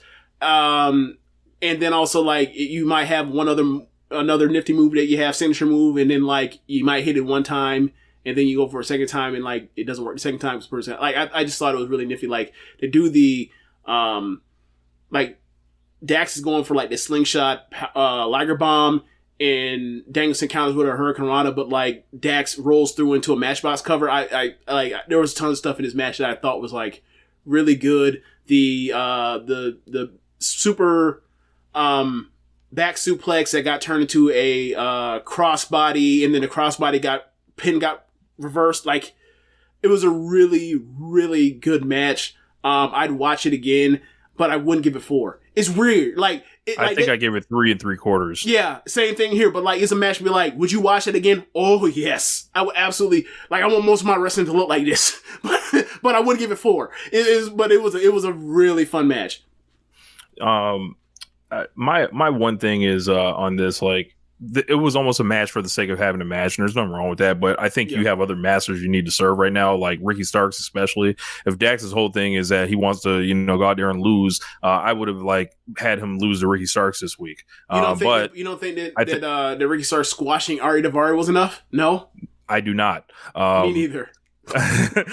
So like I think like if Dax could like put his honorable mention pursuit and most outstanding for Wrestling Observer to the side for a minute, or whoever is like pulling the strings to book these matches, Tony, if you can put that to the side for a minute, like you could have had him go out there with Ricky Starks and then do right. It's a baby face. You slide it in there. You do the same thing with him faking the handshake at the end. It's the same fucking result. But what if, similar to the MJF promo, or like the breadcrumbs being dropped, like, and then the real thing, like ultimately, like this Starks thing is not really about Starks, and it's ultimately to get to Danielson, and like if that's the case, and like they actually did do the right thing, but like you could just go get like Trent Beretta and go out there with Starks and or somebody, someone that's really good, and you go do that. So yeah, they're and then I feel like they're still. They're teasing like another Ethan Page match. So yeah, like, there's different ways to do all this, but like, I think like, if you actually wanted him to get the challenger hot, like then like the Danielson thing actually kind of happened, with Dax. So yeah, but what was next? So we had Ricky Starks backstage with Tony Schiavone, and Starks said he's entering himself in the Diamond Battle Royal. He wants to take MJF's Diamond Ring and then the world title because he's absolute. So I this whole thing kind of threw everyone off because it said the winner of the Battle Royal is getting a world title shot whenever they want. So people were like, well, if Ricky Starks is in it, if he wins, is he going to have 2 shots at the belt? There's like a bunch of confusion around this. I think what's going to happen is like someone's going to throw Ricky out, then they will end up fighting Ricky on the fallout of this, beat Ricky, and then they will then lose to MJF, whoever it is. I haven't even really thought about it. I just thought it was like, okay. Because like they're running all these Hobbs vignettes, and Starks and Hobbs still have all this smoke. And I don't know if like they're doing these videos showing how tough Hobbs' life is in a spring to kind of turn him babyface. I don't know, but I don't know what they're trying to accomplish. I just think they're there.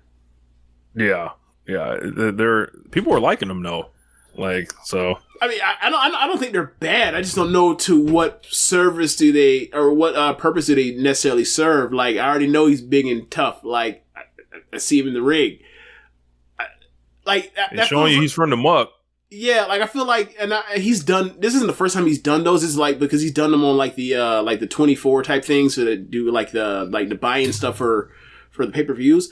But I don't know.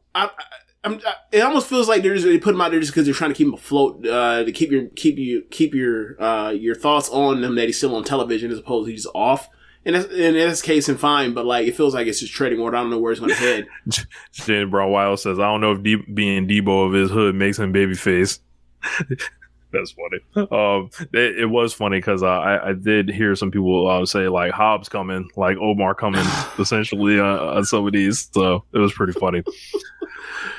So after that, Hangman Page is in the same area where Eddie Kingston once ran, and all of a sudden Mox runs in, and the brawl continues with these gentlemen as just more like dislike. Was it in Indianapolis when the Kingston was out there running towards? Was that Jericho or no? CM Punk? I don't know. It was just in the outside. I'm about to say, how the hell do you remember that? All the things to remember. Okay. Someone look it up. Someone look up where that happened. If it was in Indianapolis, I would die laughing. But after that, we have Renee sitting backstage or sitting down with Daniel Garcia, Hager, Menard, Parker, and to her left were Claudio Castagnoli and Will Yuta. This whole thing was fucking hilarious, and you could tell that it was fucking making each other laugh and breaking because all the fucking camera cuts and this shit and like is sloppy editing that was on there. It was almost funnier that way. They like Menard started selling out and Renee told them to stop, and they're Canadian and shit like that, so they probably got that whole vibe going. I don't know if they're West Coast Canadians or East Coast Canadians. That we'll have to figure it out. I'm gonna have to start identifying these Canadians just how they act. I mean, they're French Canadians, so okay, so they're East Coast Canadians in that case. Yeah, they're. So, I think they're. I'm pretty sure they're from from Ottawa. I'm not sure. I'm sorry, Montreal. I don't know why the fuck I said Ottawa. Never mind. After that, they Hager like basically tossed Claudio the purple hat, so you could join up when you join the Jericho Appreciation Society. And a sick part of me wants both these boys in these purple hats. Am I the only one that popped when that man reached into the fanny pack and pulled out another hat? Yes. I fucking laughed. I got a good chuckle off that. It's like. Got nominated for Gimmick of the Year. Look, man, it's so stupid and it's so funny. I got the purple microphone cover right here on you boys. Between, I mean, there's a lot of stupid gimmicks out there, but like AEW has a couple of them that just like. He said you can yodel, Yeah, that was funny, but like between like the hat and like the Scissor Me Daddy stuff that's going on, this is inanimate objects. This is so dumb, and any other like thing I would just think it's the stupidest thing, but like it's just funny. It's just funny, and it makes me chuckle every time. I mean, I'd like to think I got these two cigars over, here on the stream. When people see these things, So life is about inanimate objects. You can always get those over. It's comedy. What? Right? But they set up a Garcia and Will Yuta match. They all start yelling at each other. It's pretty funny. Pure title match for Final Battle, and then they set up a tag match for next week as well. I saw a lot of people saying they're disappointed with the Final Battle card. I'm glad you brought that up because I saw something that was I saw something from Jonathan Snowden. I think I saw him send a tweet to the extent of missing. It's like some killer FTR match compared to last time. Angle alert. We'll get there in a second, but Snowden had tweeted something to the effect of, "I wouldn't watch this card for free" or something like that. I'm like, well, So I'm going to go through the announced matches here, and you guys tell me if he's being whatever here. So don't want to misrepresent his words here, but I'm pulling it up. He said, okay, I feel like this ROH reboot is an elaborate troll. How are we still doing this after months and months? Like, I'm not sure I'd watch this if it was free. If you're paying $39.99 for this show and something is wrong and you may not be okay. All right, let's take a look at the announced matches here. Knowing there's a FTR match coming here. Now, in the main event, presumably, we've got Chris Jericho, who's possibly having one of the greatest years of his career, taking on Claudio Castagnoli in a rematch of their match from the New York show. Yeah. ROH World Title. If Claudio loses, he joins Jazz. We got the World Television Championship, Samoa Joe versus Juice Robinson, from new kind of guy he was in New Japan Pro Wrestling. He's had an appearance, I think, faced Moxley. Yeah. ROH Women's World Championship, we got Mercedes Martinez versus Athena. And Athena's kind of caught fire with this gimmick. I think she's a shoe-in to win this belt. We got the ROH Pure Championship rematch between Daniel Garcia and Wheeler Yuta, generational rivals. Had a 4.25 star match last time out there. We got Swerve in Our Glory taking on Shane Taylor and JD Griffey. Shane Taylor debuted in AEW on Rampage and basically debuted in front of Keith Lee. Basically the Shane Taylor promotion, like ROH stuff history. Yeah, sure. Yeah, dropped it off on Keith Lee, and Keith Lee and Shane Taylor were tag team partners back in the day. They did like a little explanation there, and presumably an FTR match is going to be added on this. Now, I don't know, man. Like, you wouldn't watch that for free? Like, I'm sorry, but I'll watch Daniel Garcia and Wheeler Yuta for free. I'm sorry.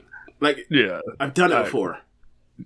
Yeah. I don't know. Like, Jericho versus Cesaro is going to be another good match. They just had a 4.25 star 4-way match. So yeah, I think the they were in a 10-person War Games or Hell in a Cell, not Hell in a Cell, but Blood and Guts match that like people think is one of the best matches of the year.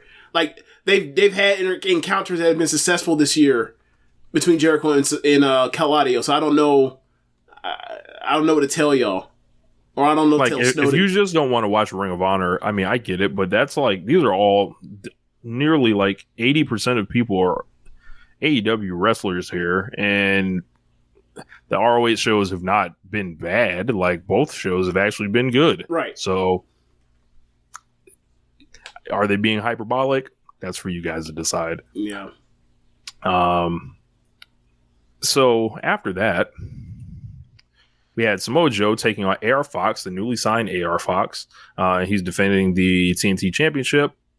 Just went about over 6 minutes. I thought Fox looked good here, and Joe was fine. There was a cool spot where Joe did his dive out the way thing, but AR Fox did a flip dive to the outside of the ring, kind of rolled through it, and it was like just kind of a cool little thing for him. But what do you make of Fox being signed?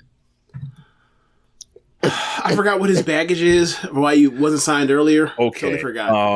The rumors are that he was in some type of pornography. He did porn, and that's the issue? Yes. I don't care. So, I believe it... I believe that's the issue. I'm not 100% sure. Have you seen season 2 of what show is it? Euphoria? Yes. This porn. There was a pretty notable porn star. This I think maybe still active. Like that was on. Like it was a recurring character in what's it called? Okay, so it is Euphoria. So Chris Fisher said he was being like basically he had been locked out of like major kind of pro wrestling because he was. He had acted in a gay porn. So, again, yeah, I don't care if it was gay or straight or whatever. It's just like, porn. Whatever. Like, I think that kind of lines up with the WWE policy, like of what they had. And if you basically going through their background checks, like there were women that they disqualified from this. Yeah. They did whatever, but like, yeah, this ain't WWE. Yeah, exactly. So, like, this is another reason why AEW needs to exist. So, talented people like AR Fox can fucking get get paid out of all this shit. Like, think about what this man is giving to pro wrestling, the people that he's trained. He's ran a school that, from all accounts, is like one of the like better producers of talent that is out there. And you just see these guys have to work on the independents for these years that would have just never got, a way to kind of like legitimize like all the hours they put in on this shit. So I'm happy for the guy. So glad he's here. Yeah. So I don't know. Like, okay. So as far as AR Fox as a talent, I always heard there was baggage. I didn't know what the baggage was. Now that I know that this is the baggage, I don't give a fuck about this baggage. This isn't baggage to me. Like, whoever deems this baggage, like, I kind of have some concerns about, like, you as a person and your morals or whatever else. Some reason I always thought there was like I thought there was always like a legal thing, but apparently not. So like, when I always heard about him being, there was some no-go. I don't know why, but like, I thought that maybe it was like some like speaking out type situation. And I was like, okay, maybe they can't touch him. Whatever.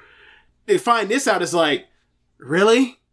But anyway, yeah, like, talented dude, always been talented. And like, I think Joe for a match that was, the story was that it was one-sided. Like, I think that Joe gave him a lot, and like the crowd reacted to the things he was able to do. And they did highlight, some of the things he did in that trios match he was teaming with Top Flight against, Death Triangles. So yeah, like, he lost for now or whatever else, but like, he seems to be like a guy they bring in and they're trying to impress in a way, kind of maybe similar to Takeshita, maybe obviously not that level of match, but like, someone they're bringing in has a name, they're trying to get him over, like trying to start like a grassroots type of thing or whatever else, get people to get into him, and we'll see where it goes from there.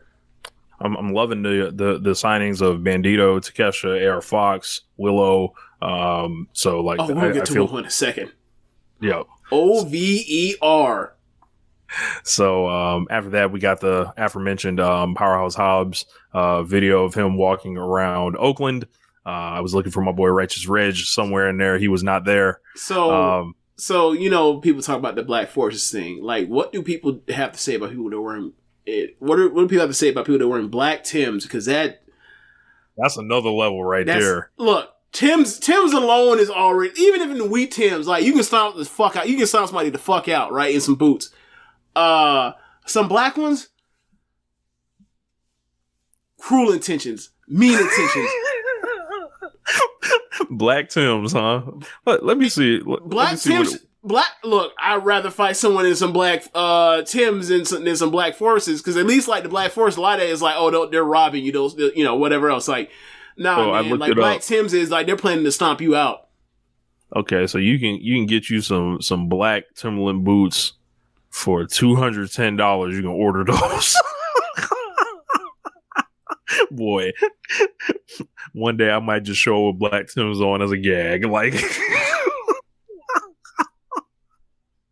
So, like, I remember they did like a ladder match or something with like Mia Yim and Candice LeRae in NXT, and like she came out in some wheat Timbs.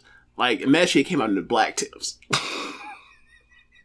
That would have been even more like, oh, you serious? You serious? Yeah. So Joe called himself the king of television, and then Wardlow kind of interrupted on the big screen, said he's coming for what's his, and this is Wardlow's world. So I don't know if they're going to add that to Final Battle, but maybe it's for the TNT belt. I don't know. After that, we got Hook with the Team Taz with the orange filter, with the moves by Taz. Loved the orange filter, and showed his FTW title match against Lee Moriarty, which was a solid match that was on Rampage. And basically, they showed how he got into his finisher and all that. Always loved the technique by Taz. After that, we got MJF speaking for the first time.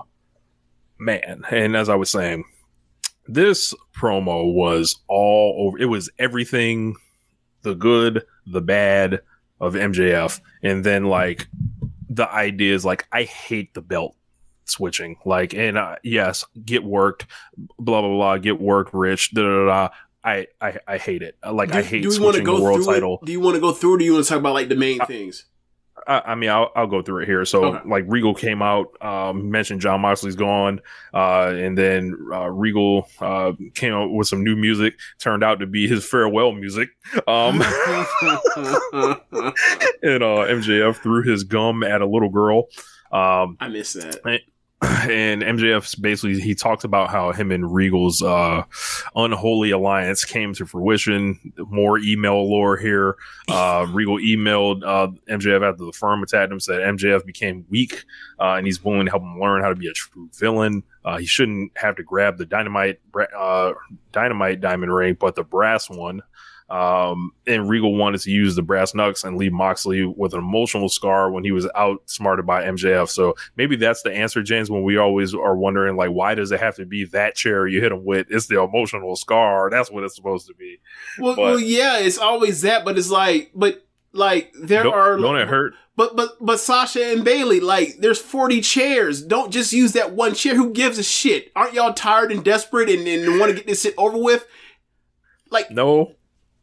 Yeah, so we can continue from there. Like, that's my point about, like, the means don't justify those ends. Like, you're just trying to get it over with.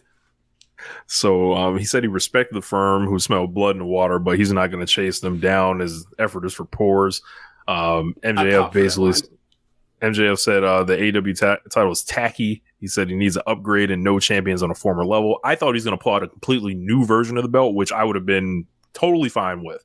But he threw the old belt out the ring, and he basically pulled out something called the Triple B, the Big Burberry belt. I feel like LeVar Ball should be calling and putting in a cease and desist now. I had BBB like thoughts of LeVar Ball too. I really did. Yeah. LeVar Ball could not be happy seeing his intellectual property being encroached upon here. Has enough time passed where you can put LaMelo back on pro wrestling television? Why not? He was in high school then. I know. That's my point. Like, obviously, bro, like LaMelo Ball, one of the great lines in pro wrestling history.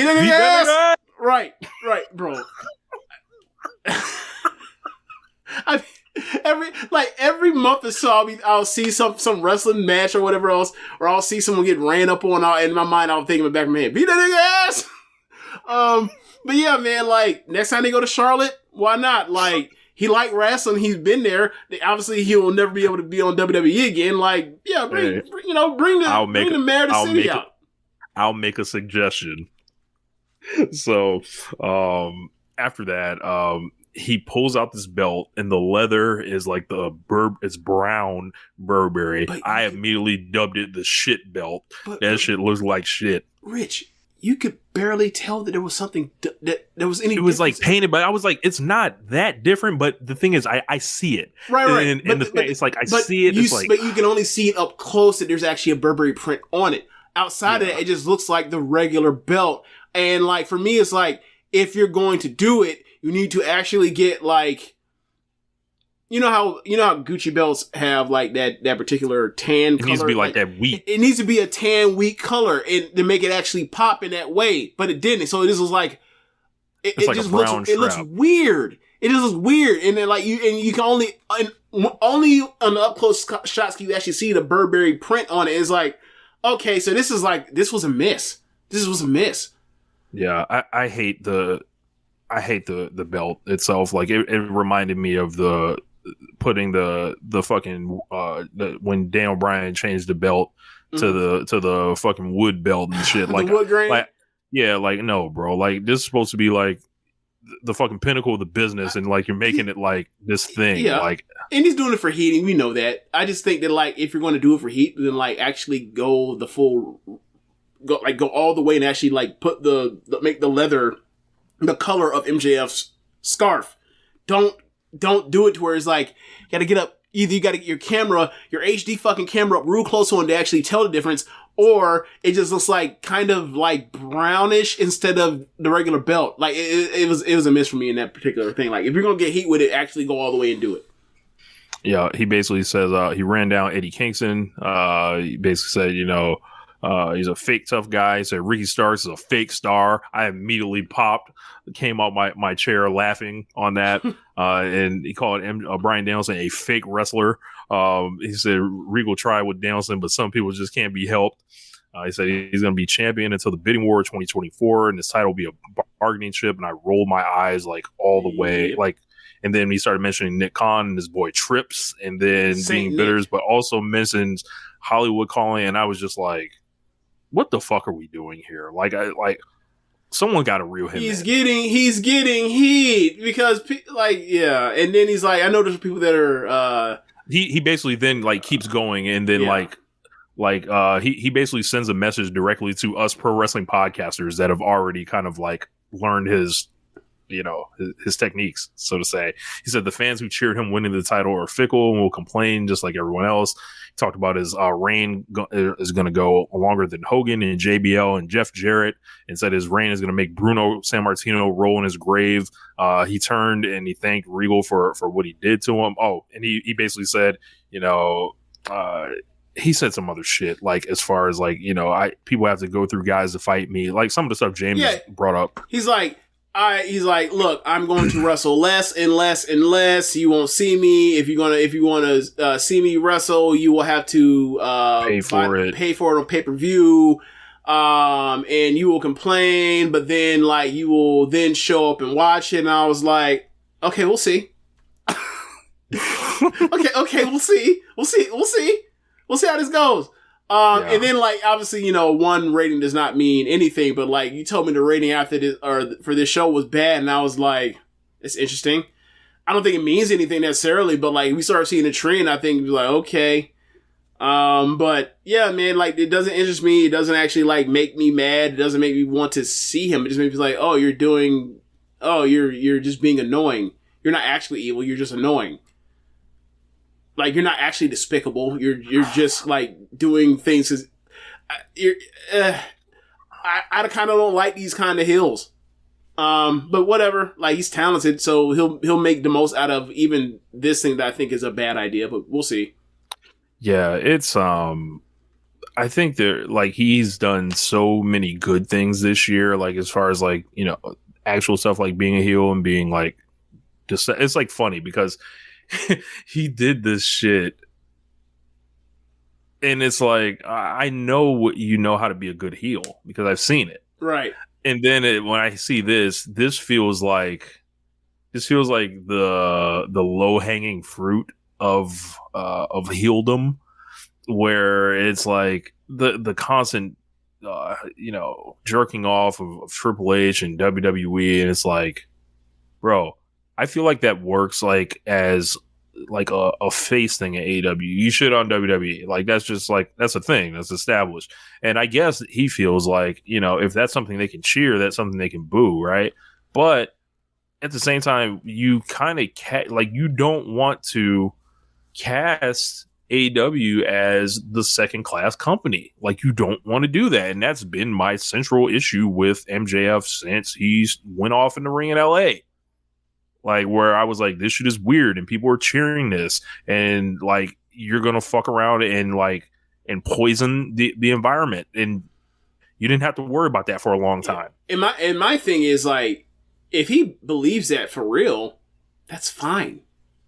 Like if he wants to like literally make this into like, I'm going to try to get myself as high as possible that I can actually do the bidding war, great. That's better for wrestling that he does that, right? But I don't know how that is supposed to be appealing to fans that like you are constantly telling them that like nothing that we're seeing like matters that much, because what really matters is once I hit free agency, because then I'll go be an asshole on screen over there instead. It's like, well then why am I watching this now then? Why does any of this matter for then?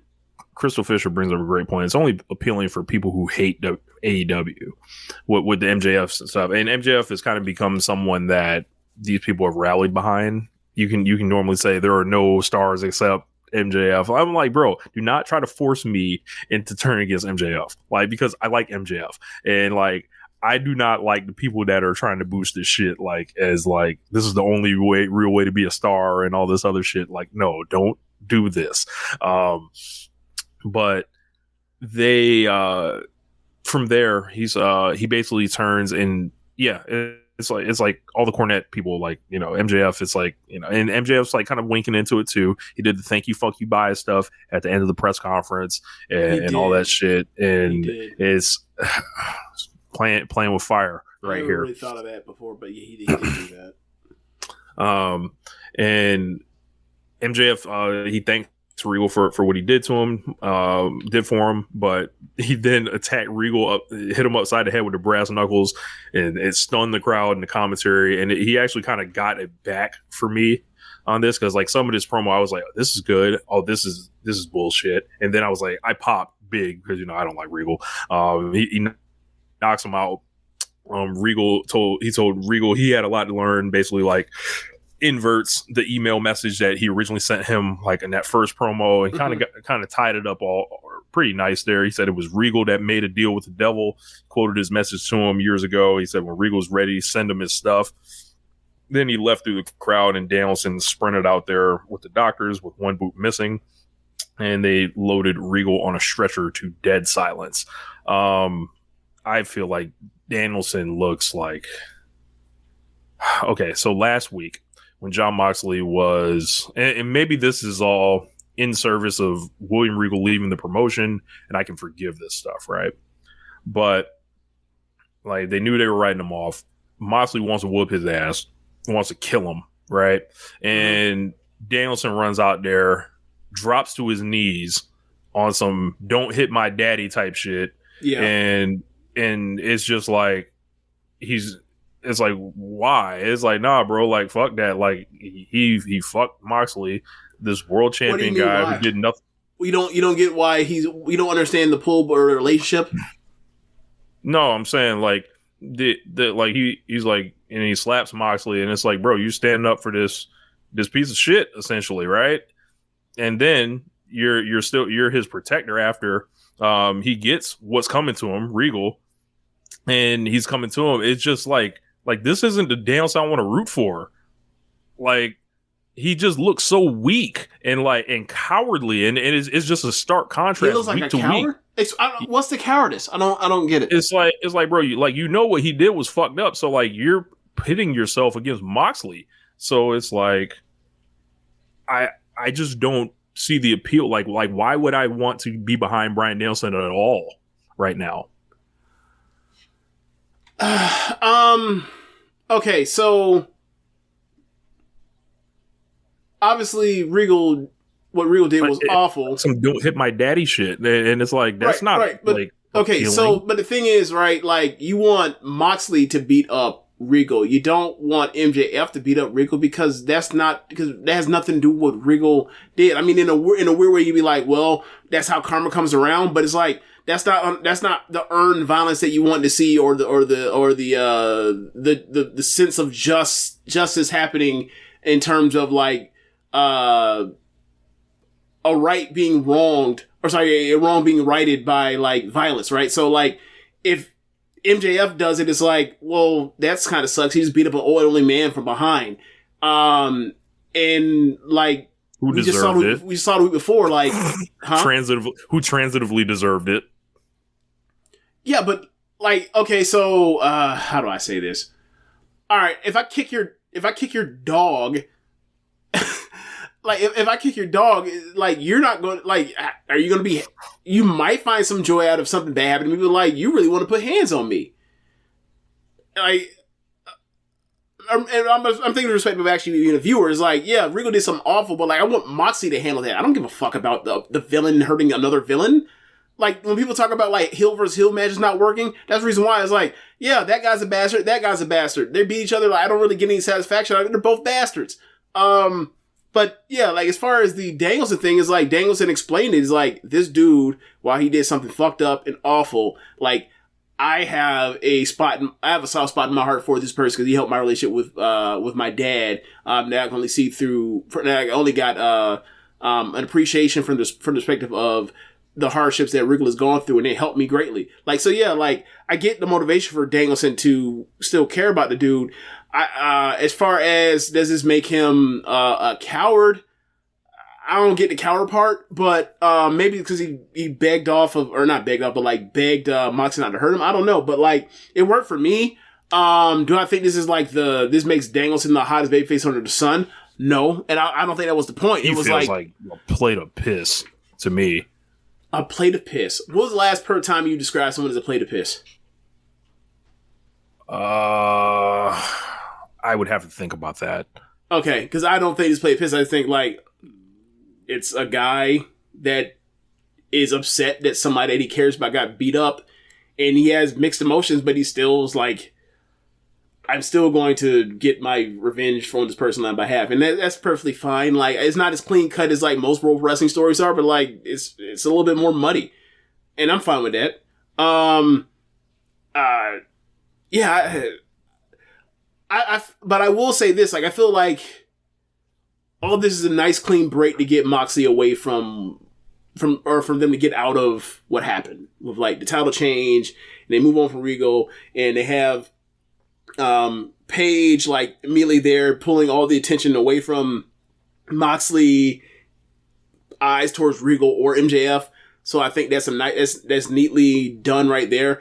I think it works. I just don't know. It just doesn't make me want to root for Danielson. Like, it's like, all right, but he's not gonna be the champion anyway, right? Obviously, but it's like, I feel like he should be smarter. Like, I don't know. But who outsmarted him? And I think he just. I don't think anybody necessarily in this situation. I don't think anybody necessarily like outsmarted him. I just think that he made what would be an unpopular choice to a lot of the audience. Like, slapping Moxley, stepping in front of him, and then to immediately like keep going into this protector or whatever after he gets laid out by MJF, and then throw in the dynamic of people wanting to cheer MJF, and then it keeps getting fucked up. Well, that's MJF's problem, right? But what I will say is this: I don't necessarily hate that, because as we've been talking about with Regal and like in Blackpool Combat Club, like, given that you have the last battle or final battle thing with the stipulation for the main event, this could be like, all right, Cesaro's out, and like whatever the Danielson and Moxley conversation, eventually you have a conversation backstage where like Moxley's like, hey man, you're fighting on behalf of Regal? Fuck him. He fucked me. And that could be and that's how you dissolve it. Right there. Mm-hmm. It's like, I gave him a pass like you asked me to, and now you're still, you're carrying on doing all this stuff. What about Yuta? What's going on with him and what's happening JSA and all that kind of stuff? And they can dissolve themselves right there from that. Like, that's still, I feel like that's still a motivation they can play with to get out of all, breaking up the BCC. So like, I would wait on before having judgment on saying like this is bad or whatever else. I think that's still there, and I feel like that's the lever to pull to get out of it.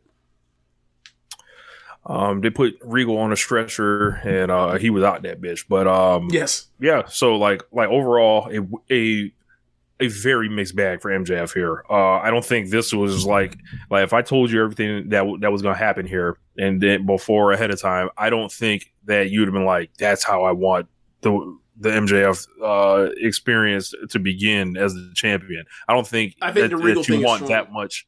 I think the Regal thing is strong. I think that was awesome. Yeah, I think the other stuff kind of is like that. I'm not looking forward to this any way, shape, or form, and I don't mean from a perspective of I'm going to tune in to hate, watch you, and all that kind of stuff.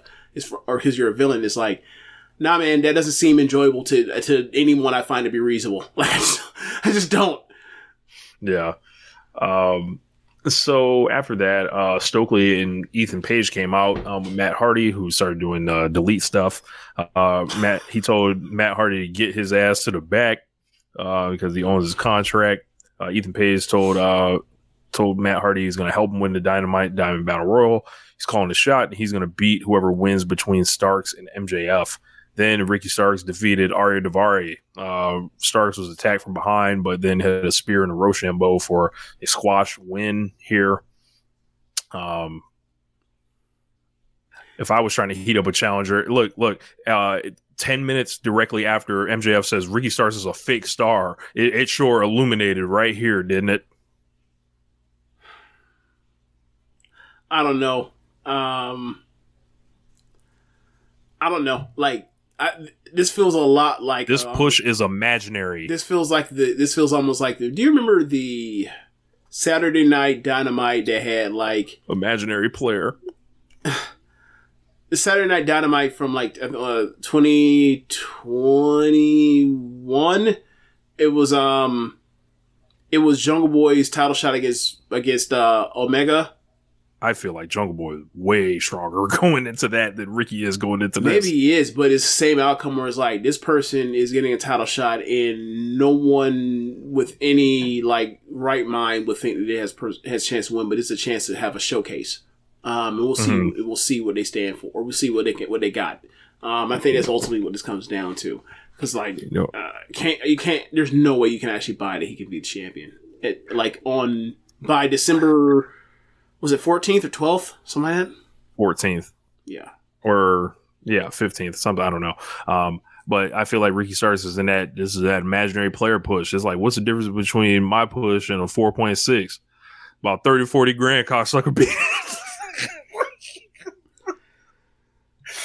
I thought you were going to edit the line, but okay. Yeah. Okay. All right. Listen to the song. Quoting the song directly, not my words. After that, Tony Schiavone's back there with Jamie Hayter, Britt Baker, and Rebel. Hayter says Saraya is having a sit down with Renee next week. Hayter's going to have a sit down with Schiavone. After they do that, a whole lot of fucking talking, don't they? Yeah. Like, I don't mean it like like Britt and Saraya have done like how many segments where like they talk about talking as opposed to actually talking? Like, yeah, next week I'll be setting up to sit down, so be there, live. Like, they stretching this thing out. As Roy Hibbert once said. Oh my God. Wow. After that, we got Willow Nightingale taking on Anna JAS. Crowd was behind Willow on this. Willow got the win with the Dr. Bomb. This match was better than I thought it was going to be, and like, I wonder what Josh Smith thought of it. But yeah, Willow was over in front of the Indianapolis faithful.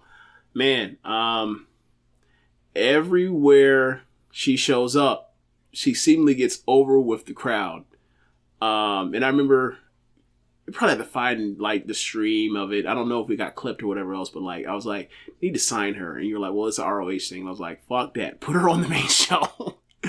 And like, I feel like there is I feel like she needs to be set up for a title program in the first half of next year. And see where it can go from there. But like, we were just talking about Jamie and her reactions over the past few months leading up to her getting the belt. And like, it feels not necessarily similar, but that's not the right word. But like, if you're looking for people in the division that are like getting natural responses, whatever else, like Willow's definitely getting it. So I love to see like what, if they actually like put something behind her on a push up the card, like what they could do with her. I'm interested to see what they could do with her. Yeah. As Tay Conti was helping Hannah J to her feet, all of a sudden Ruby Soho's music hits. They were in Indianapolis, so that's her hometown. Big pop. And she was standing behind Tay Conti, James, they literally did the same angle again. Somebody that was taken out by somebody. Tay Mello broke Ruby Soho's nose a couple months ago. and Ruby Soho shows up to whoop her ass. Mm-hmm. They did it twice on this show for these people that don't understand anything, apparently. And Ruby beats her down, hits her finish on the ramp, and Taz sang the song. Yes. So good to see Ruby back. We got a video highlighting the return of the House of Black last week.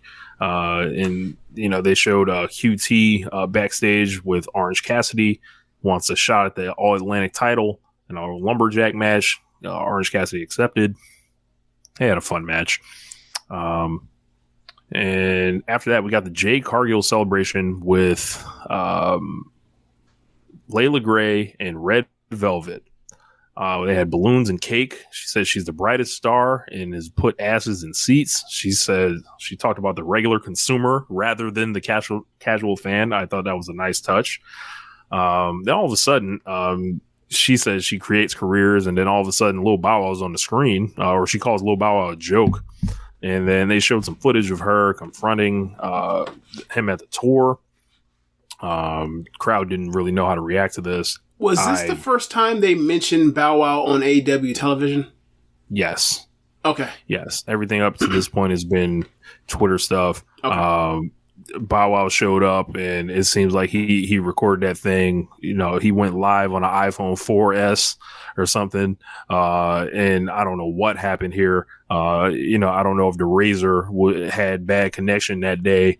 I don't know if the T-Mobile Sidekick had a little, had some mistakes or anything like that. Mm-hmm. I didn't know if the BlackBerry, didn't quite get the proper reception that day. Why you go into Nokia brick phones that you saying, since you're just naming like notable phones that had no chance in fuck of having like video, like that's what you just did. That's what you just did. I don't know if he had to pause the snake before, he turned the Nokia into the streaming. I don't know what happened there, but he was not coming through clear like your boys. So production issues. I don't know what this was. I don't know what the point of this segment was. But Jay came out here looking as only Jay can. Looking great. Yes. But I don't know what this thing fell flat. Is there any chance that, because obviously they're not going to do Bow Wow versus Jade in a match, in an intergeneral match. They're not going to do that. Is there any chance that that Bow Wow brings back what's her called? Kiera Hogan, and he champions Kiera Hogan, and Kiera has a match with Jade? I don't think that's the case, because they announced a trio 6-woman next week. Okay. And it's Jade and the Baddies against I think it's Madison Rayne, Sky Blue, and Kiera Hogan. So they booked what? Yes.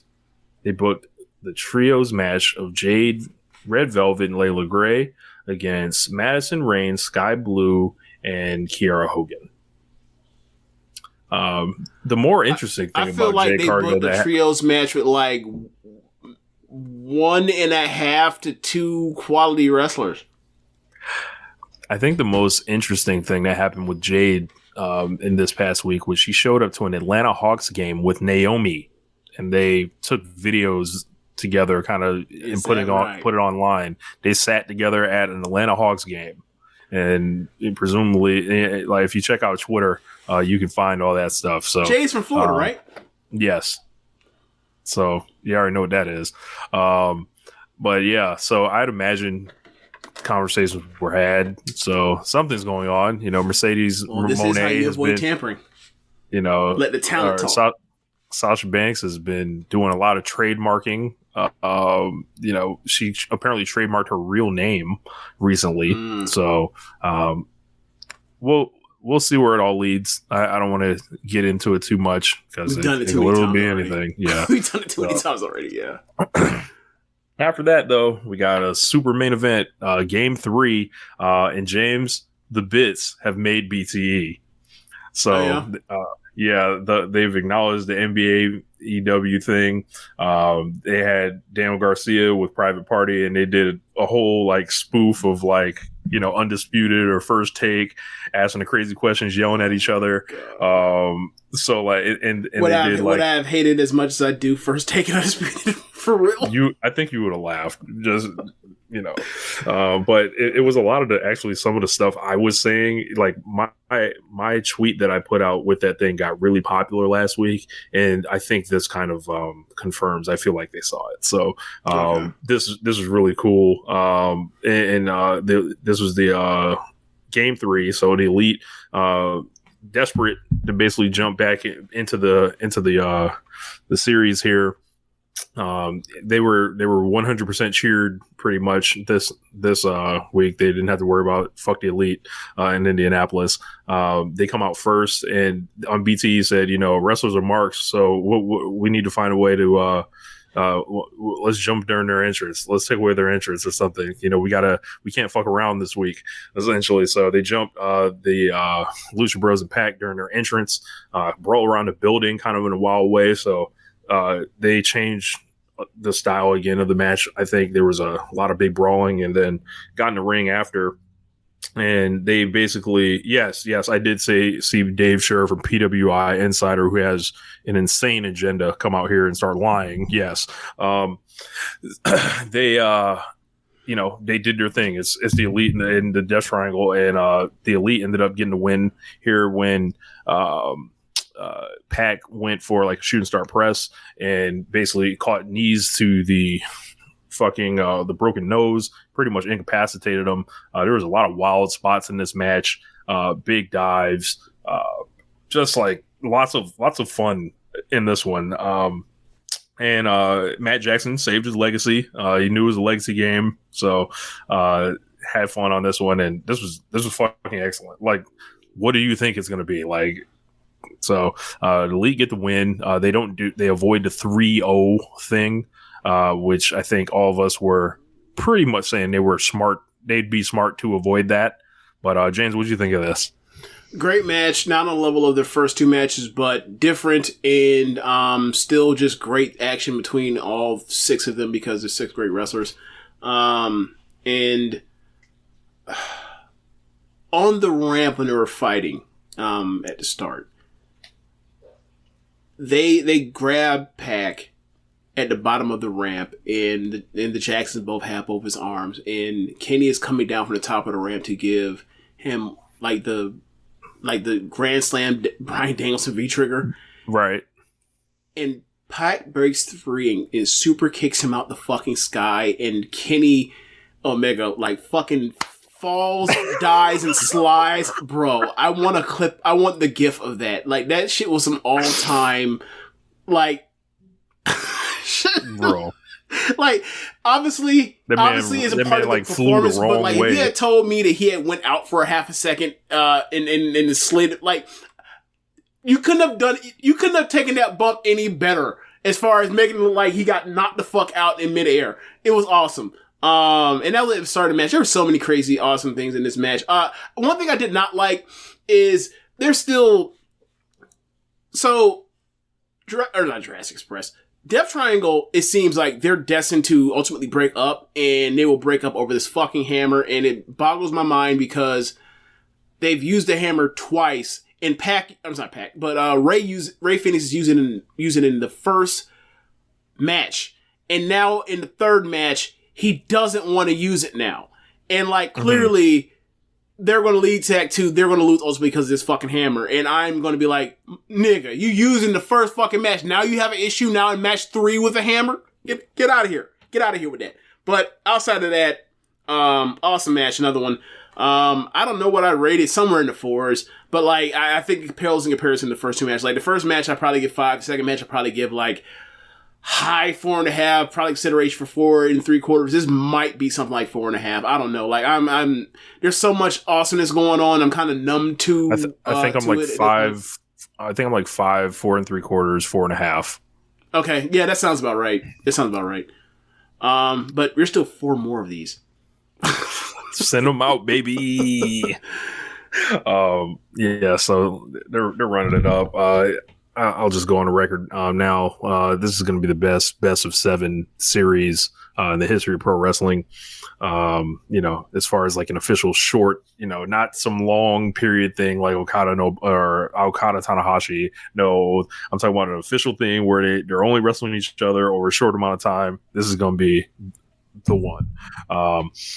I'm very excited about where the rest of this thing goes because, you look at it and it's like, all right, they got winners coming in Texas. They could do the 3-1 thing, and we'll get a lot of good NBA AEW content out of that.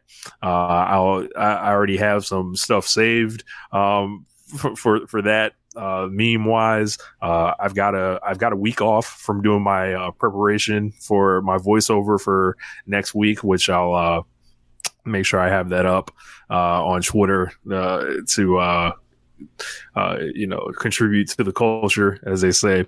But yeah, so I feel like they got to go like either 2-2-1-1-1 or 2-2.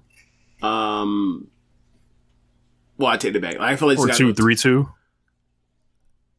No, because I feel like you got to have the young buck. I feel like you got to have the elite like behind the whole time, or tied, or never ahead until the end, until they get to Game 7. Or now I'm calling them games too. My God, until the 7th match. So yeah, like I feel like that would be most intriguing. But I mean, whatever. Like as long as they don't do pretty much at this point, as long as they don't do 3-1, I think they can make. They can maybe make 3-1 more, but I think like for me, it's like I know they're not going to not go to a Game 7. Not doing it again. Like I know they're going to have a 7th match. Don't bullshit me. Just keep it close and competitive the whole time, and like whatever, we fine. So I feel like any 2-2 thing after that is works for me. Yeah, I wonder what kind of trope they could steal. Could they do like a Willis Reed thing where we don't know if somebody's available for Game 7, and there's injuries that may factor into this thing. So I feel like there's another layer of storytelling that they could attach to this. Yeah. But yeah, that was Dynamite. Rampage was cool. Like it wasn't anything like super what is it? Cole Carter versus Darby, and I was like, not interested. I heard I watched it, like that was a decent match. People actually liked that, I think, a lot more than I did. I was like, man, I just want to see Darby doing important things. So Kenny Omega's Willis Reed. I had the same thought. Like he's just coming from the dome. Will he even be available? He's just faced Will Ospreay. Yeah, I just want to see Darby doing important things, and Darby and Samoa Joe are wrestling for the TNT title next week. So we'll see how that goes. I am not excited about the prospect of Darby Allin possibly being a setup guy for Juice Robinson. However, I'm sorry, what? Because Juice Robinson has the match with Samoa Joe for the Always TV title on the pay-per-view. Yeah. Darby's wrestling Joe next week for the TNT title. Oh, okay.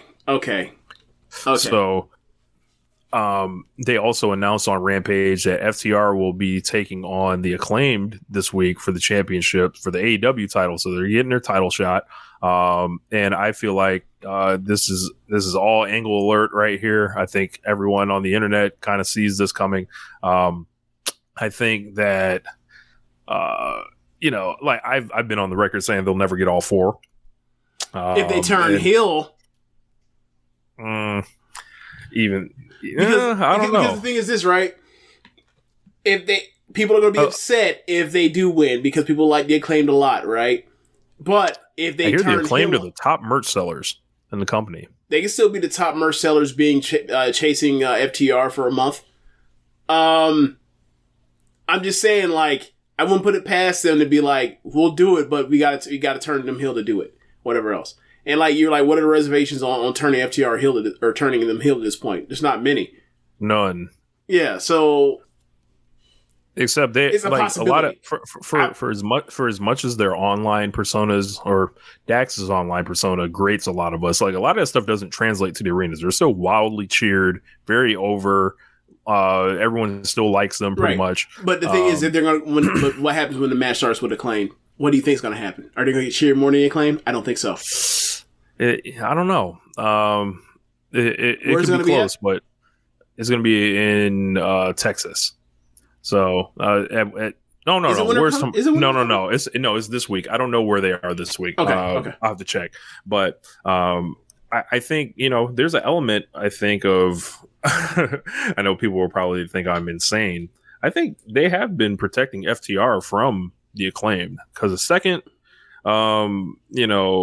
Max drops a freestyle on Dax and talks about how he looks stupid or complain on the internet or something like that, everybody's going to point and laugh at Dax, and there's nothing worse than the funny guy, because to make everyone laugh at you. So Max just better come prepared. So but yeah, that match is happening next week, and then you would think, I think the whole thing is set up for the Gun Brothers to fuck FTR, and then they're going to do the Gun Brothers and FTR at the ROH show for the ROH belts. Who is asking for a Gun Club? Who? I don't even give a damn if it's ROH. Who? I'll say this about the Gun Club. I know. Look, and I know Dax and I know Dax and them, like, they like them and think they could do something with them. Sure, I don't want to see them on no pay-per-view on a fucking title match. No, put that shit on television. Am I wrong here? I mean, we can see the greatness of FTR, James. They say they're the best tag team in the world. Gotta. Look, I'm not finna do that. My point is, I want to see a great matchup. FTR is great. I want to see a great matchup. This ain't a great matchup. This is a match of some guys with a great tag team. There's also Whispers of the Kingdom maybe having a chance at getting a shot. So maybe it's the Kingdom and FTR. Look, Taven is a lot better than both of them. That's fair. So whatever. Yeah, but I guess we can go ahead and also Jeff Jarrett and Jay Lethal are an absolutely hilarious tag team. Yeah. Who did they beat? And they beat Private Party.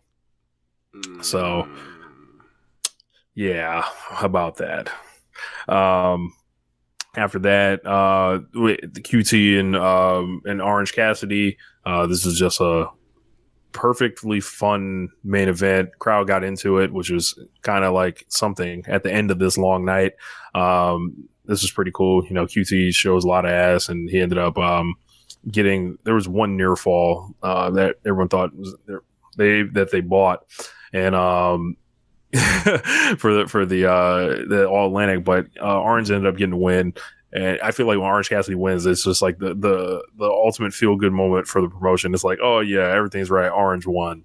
And then House of Black ended up closing out this show in the chaos of all the lumberjacks and laying out pretty much everybody. And they ended up whooping Brandon Cutler's ass at the end, kind of dropping breadcrumbs. And this closed BTE this week. It was almost like House of Black was sending a message to the Elite. So possibly in the outset of the best 7 wrapping up, House of Black will be waiting for him. Well, yeah. Eventually they were going to have to do that match because, the beginning of this year, we waited forever because of Phoenix's fucked up elbow in that title change that we were waiting for, Death Triangle versus Kings of the Black, Kings of the Black Throne, for months, and then we finally got it on a pre-show for a pay-per-view, right? Yeah, at Revolution. That's excellent. Yeah. Oh, and they brought in Eric Rowan to help out. That's right. So yeah. So now, so they've already done that, it makes sense that they do the Elite thing, and that's gonna be awesome. I've wanted to see Malachi, Aleister Black, whatever you want to call him, Tommy Inn, versus Omega for a long time, for over 5 years at this point. So I'm excited to see that. But Trios Vision is going it's gonna be smokers. It's gonna be smokers, and then we're gonna look at that tag division and be like, the Acclaim's really fun, and they have some really good matches every now and then, but that Trios Vision is gonna be just firing on all cylinders in the ring. I said it on the night the Elite came back and they had match 1 with Death Triangle. Death Triangle won. The trios titles are the world titles in this promotion right now. Yeah. So especially when like MJF's going to be like, yeah, I'm only going to wrestle like maybe 24 times a year, maybe if that. I doubt it's even 24. No, if you ask me what type of wrestling I want to see, is this lightning fast, explosive wrestling that motherfuckers jumping off the arena. I love it. Hook it to the veins. Let's go. But James, I guess there's only one thing left to do, and that's to hit the music.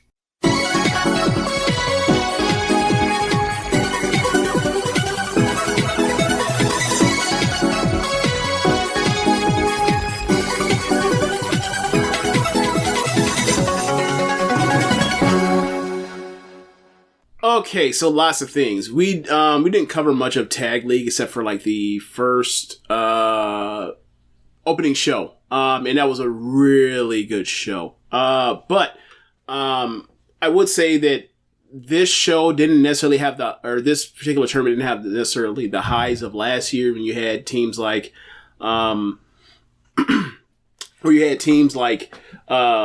Oz or FWC. They're still around, but like I feel like we had a bit of a higher floor, if you will. So it was still like interesting even for a tag league, and like seeing like Nanai and UN and like they're actually like one of the better teams like show to show is interesting. It was really fun, but like I'm just gonna go over the final night, the key details of the final night. So in the blue block, the red block started first. So in the red block, you had Meltier, the tag champions, the high with 10 points. And then you had Bella Mafia at 8 points that faced Black Desire. And if they won, they would get the tiebreaker over Meltier because they won night 1 against Meltier. And Aphrodite, they end up facing, you know who Aphrodite is, right? Nah. Aphrodite is Kamatani in Utami.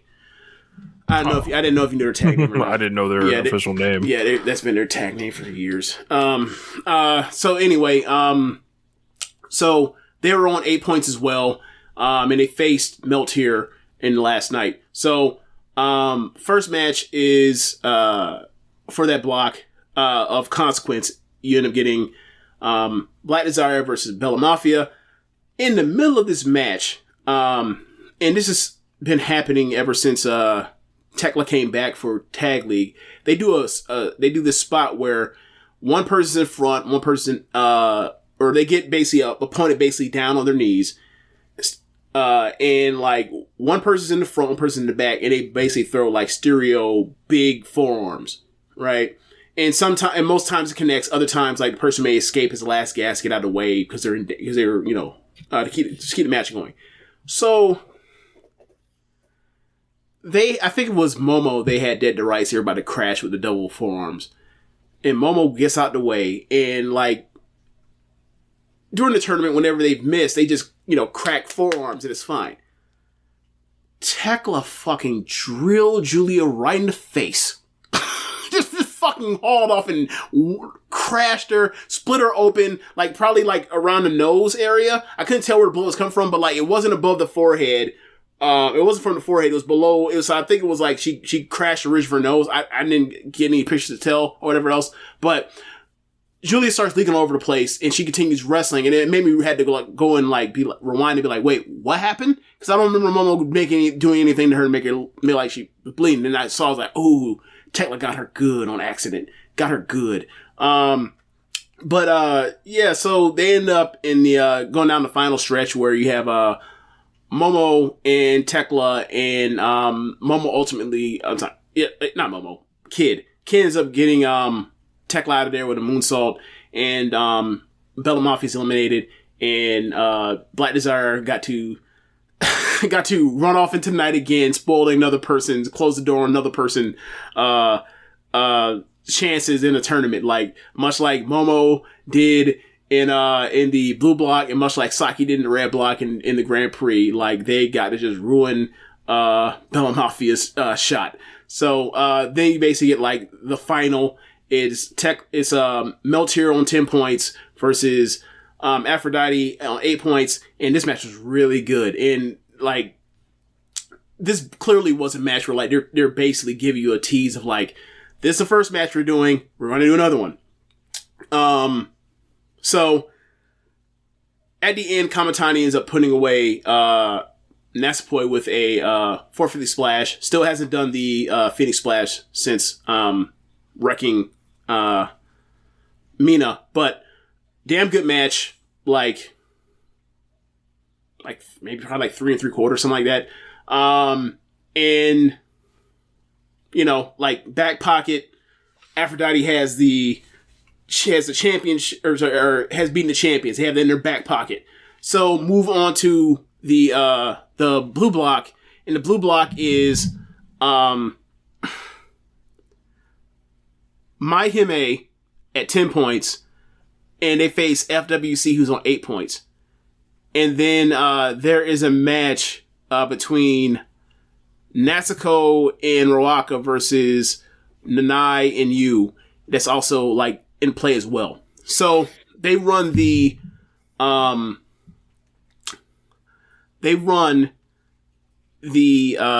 Hime versus FWC match first. And like Kaguma is in all kinds of trouble. I'm sorry, Hazuki is in all kinds of trouble. Like, Himeka has done everything short of hit her with like the power bomb.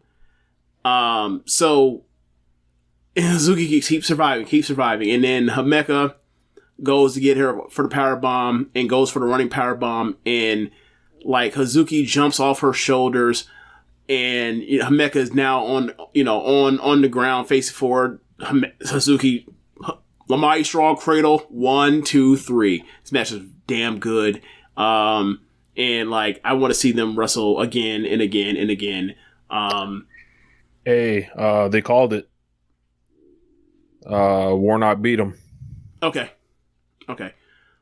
So FWC gets to 10 points, but while they're at 10 points, and have the tiebreaker over Mai Hime, like, both teams are eliminated because FWC lost to Natsuko and Ruaka and lost to Nanai and Yu. So Nanai and Yu versus Natsuko and Ruaka ends up being like basically the de facto final for the blue block. And I gotta say, during this tournament, or since Natsuko has came back, this is the hardest she has consistently tried since she's gotten to Oedo Tai. Like, she still cheats, whatever else, but it's more in line with like what Kid and Momo do than like just drag it to hell in this house of torture and it's awful and like she's lazy and doesn't try hard. Like, she's actually trying hard. So like I don't know what changed other than her injury, but like, I'm glad to see the change. Cause like, I used to go into these shows dreading whatever amount of time she had. And now like, her matches are actually like not bad anymore. For now, she's still on probation. But like, she's gotten herself off the annual, like, put them in a coffin award, category as a nominee. So, man. Changing times, bro. You and Nanai versus Natsuko and Ruaka had no business being as good as it was. So at the start of the tournament, Nanai was chastising Ruaka for using the refrigerator bomb, like the top rope frog splash, saying that like, that's my move, why are you using my move? And Ruaka was like, I don't give a fuck. like Nanai was trying to like intimidate Ruaka, and Ruaka sitting in the chair while like Nanai standing over, and like you can see like Ruaka looks in the camera and was like, doesn't look like I give a fuck if I'm using your move, you're upset I'm using your move. Like I actually like have a still of the press conference when she's doing. Like it's the coolest thing Ruaka's ever done. But anyway, like so from years ago, right? Like, and this is funny because I was talking to Sam Brown about this, about like if he like the things that he like picks up in nuance and small detail, like for shows that actually have commentary, like the things that he would love about Stardom if he actually watched it.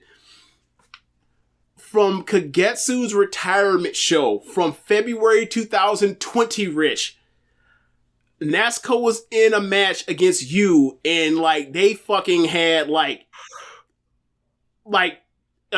big tension in this match. It's like the third match on the card. I don't know why, no idea. Maybe it's because like you're big, I'm big. Let's just be mean and big, right?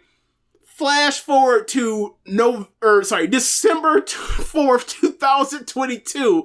They're in the match, and they're basically picked off where they left off from a retirement produce show from 2 years ago, over 2 years ago. Random, I don't know. I just remember it, and like they're chopping the shit out of each other. They both tried. They end up getting you in the corner on the ground, and like Natsuko like is mockingly hitting the cannonball on you. You later gets her back, and they basically go to a double down, and it leads to Ruaka versus Nanai, and like Nanai basically like carries Ruaka through like the end of a closing of a very good match, and Ruaka ends up hitting like the refrigerator bomb on Nanai, and you're like, oh my god, she's I don't know why I thought this, but I was like, oh my god, she's gonna pin Nanai. Kicks out at like 2.999, and then Nanai then proceeds to like fight back, ends up getting the win with I think her own refrigerator bomb. It is a very good match. It's probably like 3 3/4, 3.5, something like that. Like this show had a number of no matches I would necessarily think or say were 4, except for maybe the final, but like a bunch of like high 3 type of stuff, right? Like the Meltier match, this match, the FWC Mafia Bella match, same thing. FWC versus My Hime, I actually wouldn't be mad if someone gave that a 4 because of the finish, but yeah, like quality show. So the final is Anai and Yu versus Kamatani and Utami. Get to the middle of the match, they finally get to Nanai and Utami, and it's like they're doing what I thought they would do if they ever got in the ring together. They're just throwing fucking bombs, and it's awesome. But the closing stretch comes down to you versus Kamatani, and like Kamatani is like hurricane kicks, spinning wheel kick, Hurricane Rana off the second rope to get out of a second rope power bomb. They threw the kitchen sink at this thing at the end. I thought they may have done like 1 or 2 too many kickouts or whatever else, but ultimately at the end, Utami and Kamatani go for a double move on you. You gets out the way, and like Kamatani ends up taking out Utami with a spinning heel kick, and then Nanai rolls her out the ring, and then like they proceed to like give her like the combo Razor's Edge power bomb, and then like hits her with a couple other big things, and then eventually you gets Kamatani with like the big last ride power bomb and stacks on top of her and pins her, and Nanai and you end up winning the tag league. And they're going to face Meltier at Sumo Hall. But yeah, like this was a really good like closing show. I think it might be deeper than last year's. It didn't have a match nearly as good as like the Momo Oz versus FWC main event or final from last year, but this was a damn good main event, and I thought like, you know, in a weird way, I thought like maybe you end up doing like, I think it's going to happen anyway, but like maybe you do like FW, or not FWC, but like Aphrodite versus Meltier, like in Sumo Hall or whatever. Then as I forgot that like Kyrie already has a match with Utami like set. But like if not, like that could have easily been like the second match. Did you hear the stipulation for that match? Isn't it something like the loser has to come out in their like original costume? Like yes, your young girl gear? That they have to come out in their original debut costume, and they have to have no music. They have to run to the ring. But both of them? No, like whoever loses. The next show, basically, like so. I don't know if it's the next show necessarily, but like the loser has to run, and they might as well get the swimsuit, you know, and run to the. Kyrie ain't that damn old. Run to the ring with no music like a young girl. I think the only person who wore some swimsuit is like Nanai in Stardom because Nanai was born in like 78. But yeah, it was a really fun show. Like going through like the important things. I had to go through and watch the rest of the stuff. Like there, I did skim through some of the finishes. Like there was a Peach Rock, Mayu, and Kogo versus I Love Tokyo Sports, Death, and Saki, where like Mayu finally got back one of the crucifix pin jobs she's done from Saki. Like, and I was like, about time. You got like 4 more to go, but about time you got to even these odds. Also, the day before show, it was Karate Brave, Shuri, and Tomoka versus Saki and Death. And Saki fucking got Shuri again, bro. I'm gonna check that out. But yeah, you can either be a Saki Kashima or Momo. Saki's life seems so much more fun. Oh my god, that's terrible. So, also on the day before show, before the final, after a match, Hikari Shimizu, from the Cosmic Angels / Colors hookup. Shout out to Josh Sanchez, follower. Go ahead. Okay. So Hikari Shimizu from the like Colors and Cosmic Angels or Cosmic Colors like link up like challenged Azumi to a high speed title shot at Sumo Hall. So that's on the card. That should be very good as well. So like I guess at this point now that like the card seems to be kind of finalized, I think they did a press conference today. Yeah, you saw a lot of people upset with this card. Yeah, so it's a 1-match show. It feels like a 2-match show. For what like an A show Stardom show has been the last 2-3 years. I think it'll still be quality, but like as far as like building up storylines and delivering over weeks, months, and years even.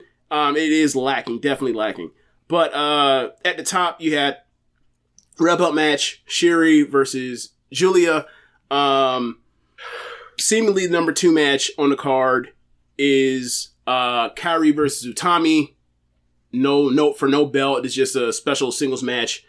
What I presume is the... well, actually, no. I guess it's the number 3 match. I'm not sure. I wouldn't put number 3 based on this card, but Kamatani is defending the white belt versus Haruka Umasaki. Haruka Umasaki is a new blooder from Diana. It feels like they've never had any interaction. I don't even remember. I can't remember how many times Kamatani's even been on New Blood. Like it's like a random throw it out there and do it. Like and like from this perspective, like this is when I'm like. Why did they do this? Why is this on the A show? Why is it third from the top on the A show for Stardom year-end big show? I don't get it. Then underneath that, tag team title match, Meltier versus Nanai and Yu. That should be very good at the worst. And then you have below that, trios match, Oedo Tai, Momo, Kid, and Saki versus Prominence, Karumi, Suzu, and Risa. That should be in. I believe it's I think it's a hardcore match as well. So like, yeah, it's a hardcore match. Like that's even hardcore match or not, it was going to be great. What's going on? Christian Walker sent out a tweet about Herschel Walker. Oh my god! Yeah, so I'm just kind of laughing. Okay. Below that, high speed match, Azumi versus Akari Shimizu. Then you have a 3-way number 1 contendership tag match. You got New Era's Mirai and Ami versus Mai Hime versus Natsuko and Roaka. I'm assuming what they're doing is looking at this card. There's also a Stars Trios match. It is Mayu and Hanan and Kogo versus FWC and Ida. And then I think the opener is a return match for Mina. It's Mina and Unagi. They'll both be back, versus Mai and Tekla. So my first thought at looking at this card is they're running another show, they're running a big show, in the next 2 months after this. It gotta be. Mm-hmm. Because they're saving stuff that, would be on a big show. So for example, going into Tag League, I thought that Mike and Himeka were going to win and then face Meltier here. They end up going with an INU. Okay. I thought, before we end up hearing about the trios match, they were going to get Kid was probably going to face Kamatani or something like that, right? Because Kid actually beat Kamatani at the Grand Prix. Kamatani's chasing after the white belt. So that didn't happen. She's in a trios defense versus Prominence. Okay, that's fine. The match is going to be great anyway, but they're saving matches. And to see the Kamatani get a defense versus somebody that should not be third from the top in Sumo Hall is okay. Yeah, I saw it. I didn't even know who that was on the flyer. So another thing about Haruma Umasaki is the last she's been doing this storyline on New Blood with Kid and Oedo Tai where they're trying to turn over to the dark side, and on the last show, I believe, she showed up in this new gimmick and she was basically an evil villain, and she had this funky new gear and people were what the fuck is she going for? We don't really understand or get what she's going for and what she's trying to do. That's where she last left off. But she's treating it that's a gimmick and this is me normal and this is me when I'm in gimmick or whatever else. So I really don't know how good she actually is to be put in this particular brand of deep water. But Kamatani's been great. They'll figure it out. But it is from a star power perspective, it is shocking that this is the thing. If this was going to be the opponent, then it almost feels they the Mayu thing fucked up some things. It feels they were they could have done Aphrodite versus Meltier second from the top on this show, but because Mayu ain't taking his belt and wrestling or whoever else in an exhibition match or whatever else, that they had to pull Utami, and when they pull Utami, then Kamatani has to scramble to figure out a match instead of it being those two versus them. That's what it feels like. And with the other options they also had with the tag belts, they could have did Mai Hime, or whatever else. It feels that's also they're doing that through-way match to get them the shot, and they do it at anniversary show in January. So it feels they got some up their sleeve for I don't know, March or whatever else. It feels they're saving something big for March, maybe even late February. I don't know, but compared to last year, star power and build for the card is not there. Last year, second from the top was Tam versus Kamatani after, Kamatani went into the Cinderella tournament and then failing in her first defense and getting back to it. Had the Shuri, whole year run thing. Had the the Konami and Julia match where Konami's leaving and Julia's returning. It just feels a step down. It does. But the card is still very strong. I just don't think it's a match of the year or a show of the year contender Dream Queendom was on paper. So from that perspective, it's disappointing, but it still would be a great show. But like the Umasaki thing is like, what? We'll see. We'll see. We'll see how that goes. Yeah, I mean, that's pretty much what I got for Stardom. Cool, man. Make sure you guys are downloading the episodes of One Nation Radio on the individual feed. I believe Keepin It Strong Style has another show coming out this week for their awards. Of course, Keepin It Strong Style has their stuff ready. I do not have the One Nation Radio award nominees ready. Still going through that, working on that. So look for that in the coming weeks. I am hearing there are 8 new members of the Wrestling Observer Newsletter Hall of Fame. That will be revealed this week. I'm hoping that JYD and all the JYD gets in, and all the public balloting, it looks like he could get in. Prepare it. We will talk about it next week if he gets in, or we'll talk about whoever's getting in anyway. But James, if he goes in, I'm going to be uncontrollable on this show. I just want everybody to know right now. Like, I don't know how I'm gonna react. Have you looked at the at JML's tracker yet to see how that's the going? Public percentages? Like, he's like he would make it right now. I saw like I think it was Alan Cheapshot. Josh sent me something.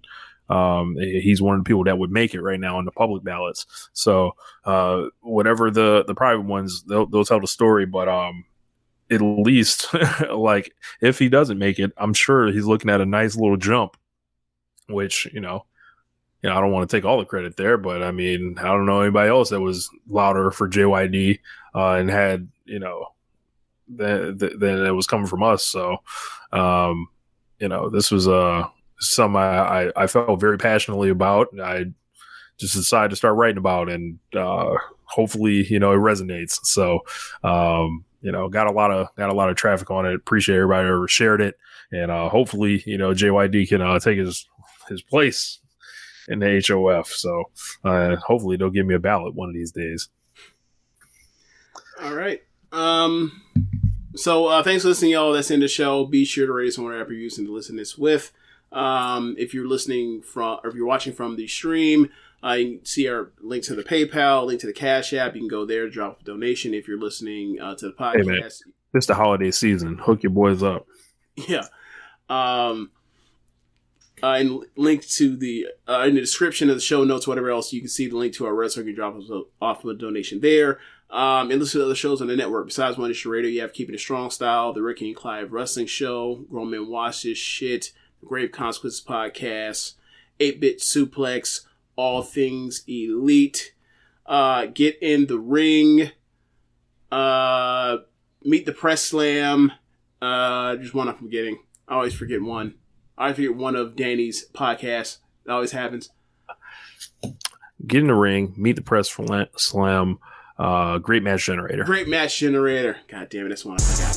Anyway, be sure to check out those. And thanks for listening, y'all. Later. Smoking on that Herschel Walker pack. That egg is scrambled.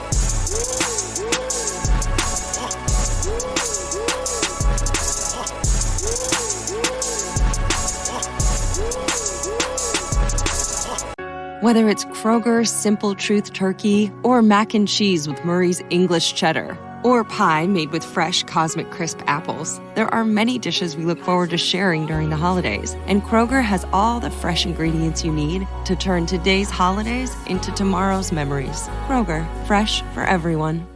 Get more ways to save at the Buy 5 or More Save $1 each sale. Just buy 5 or more participating items and save $1 each with card. Kroger, fresh for everyone.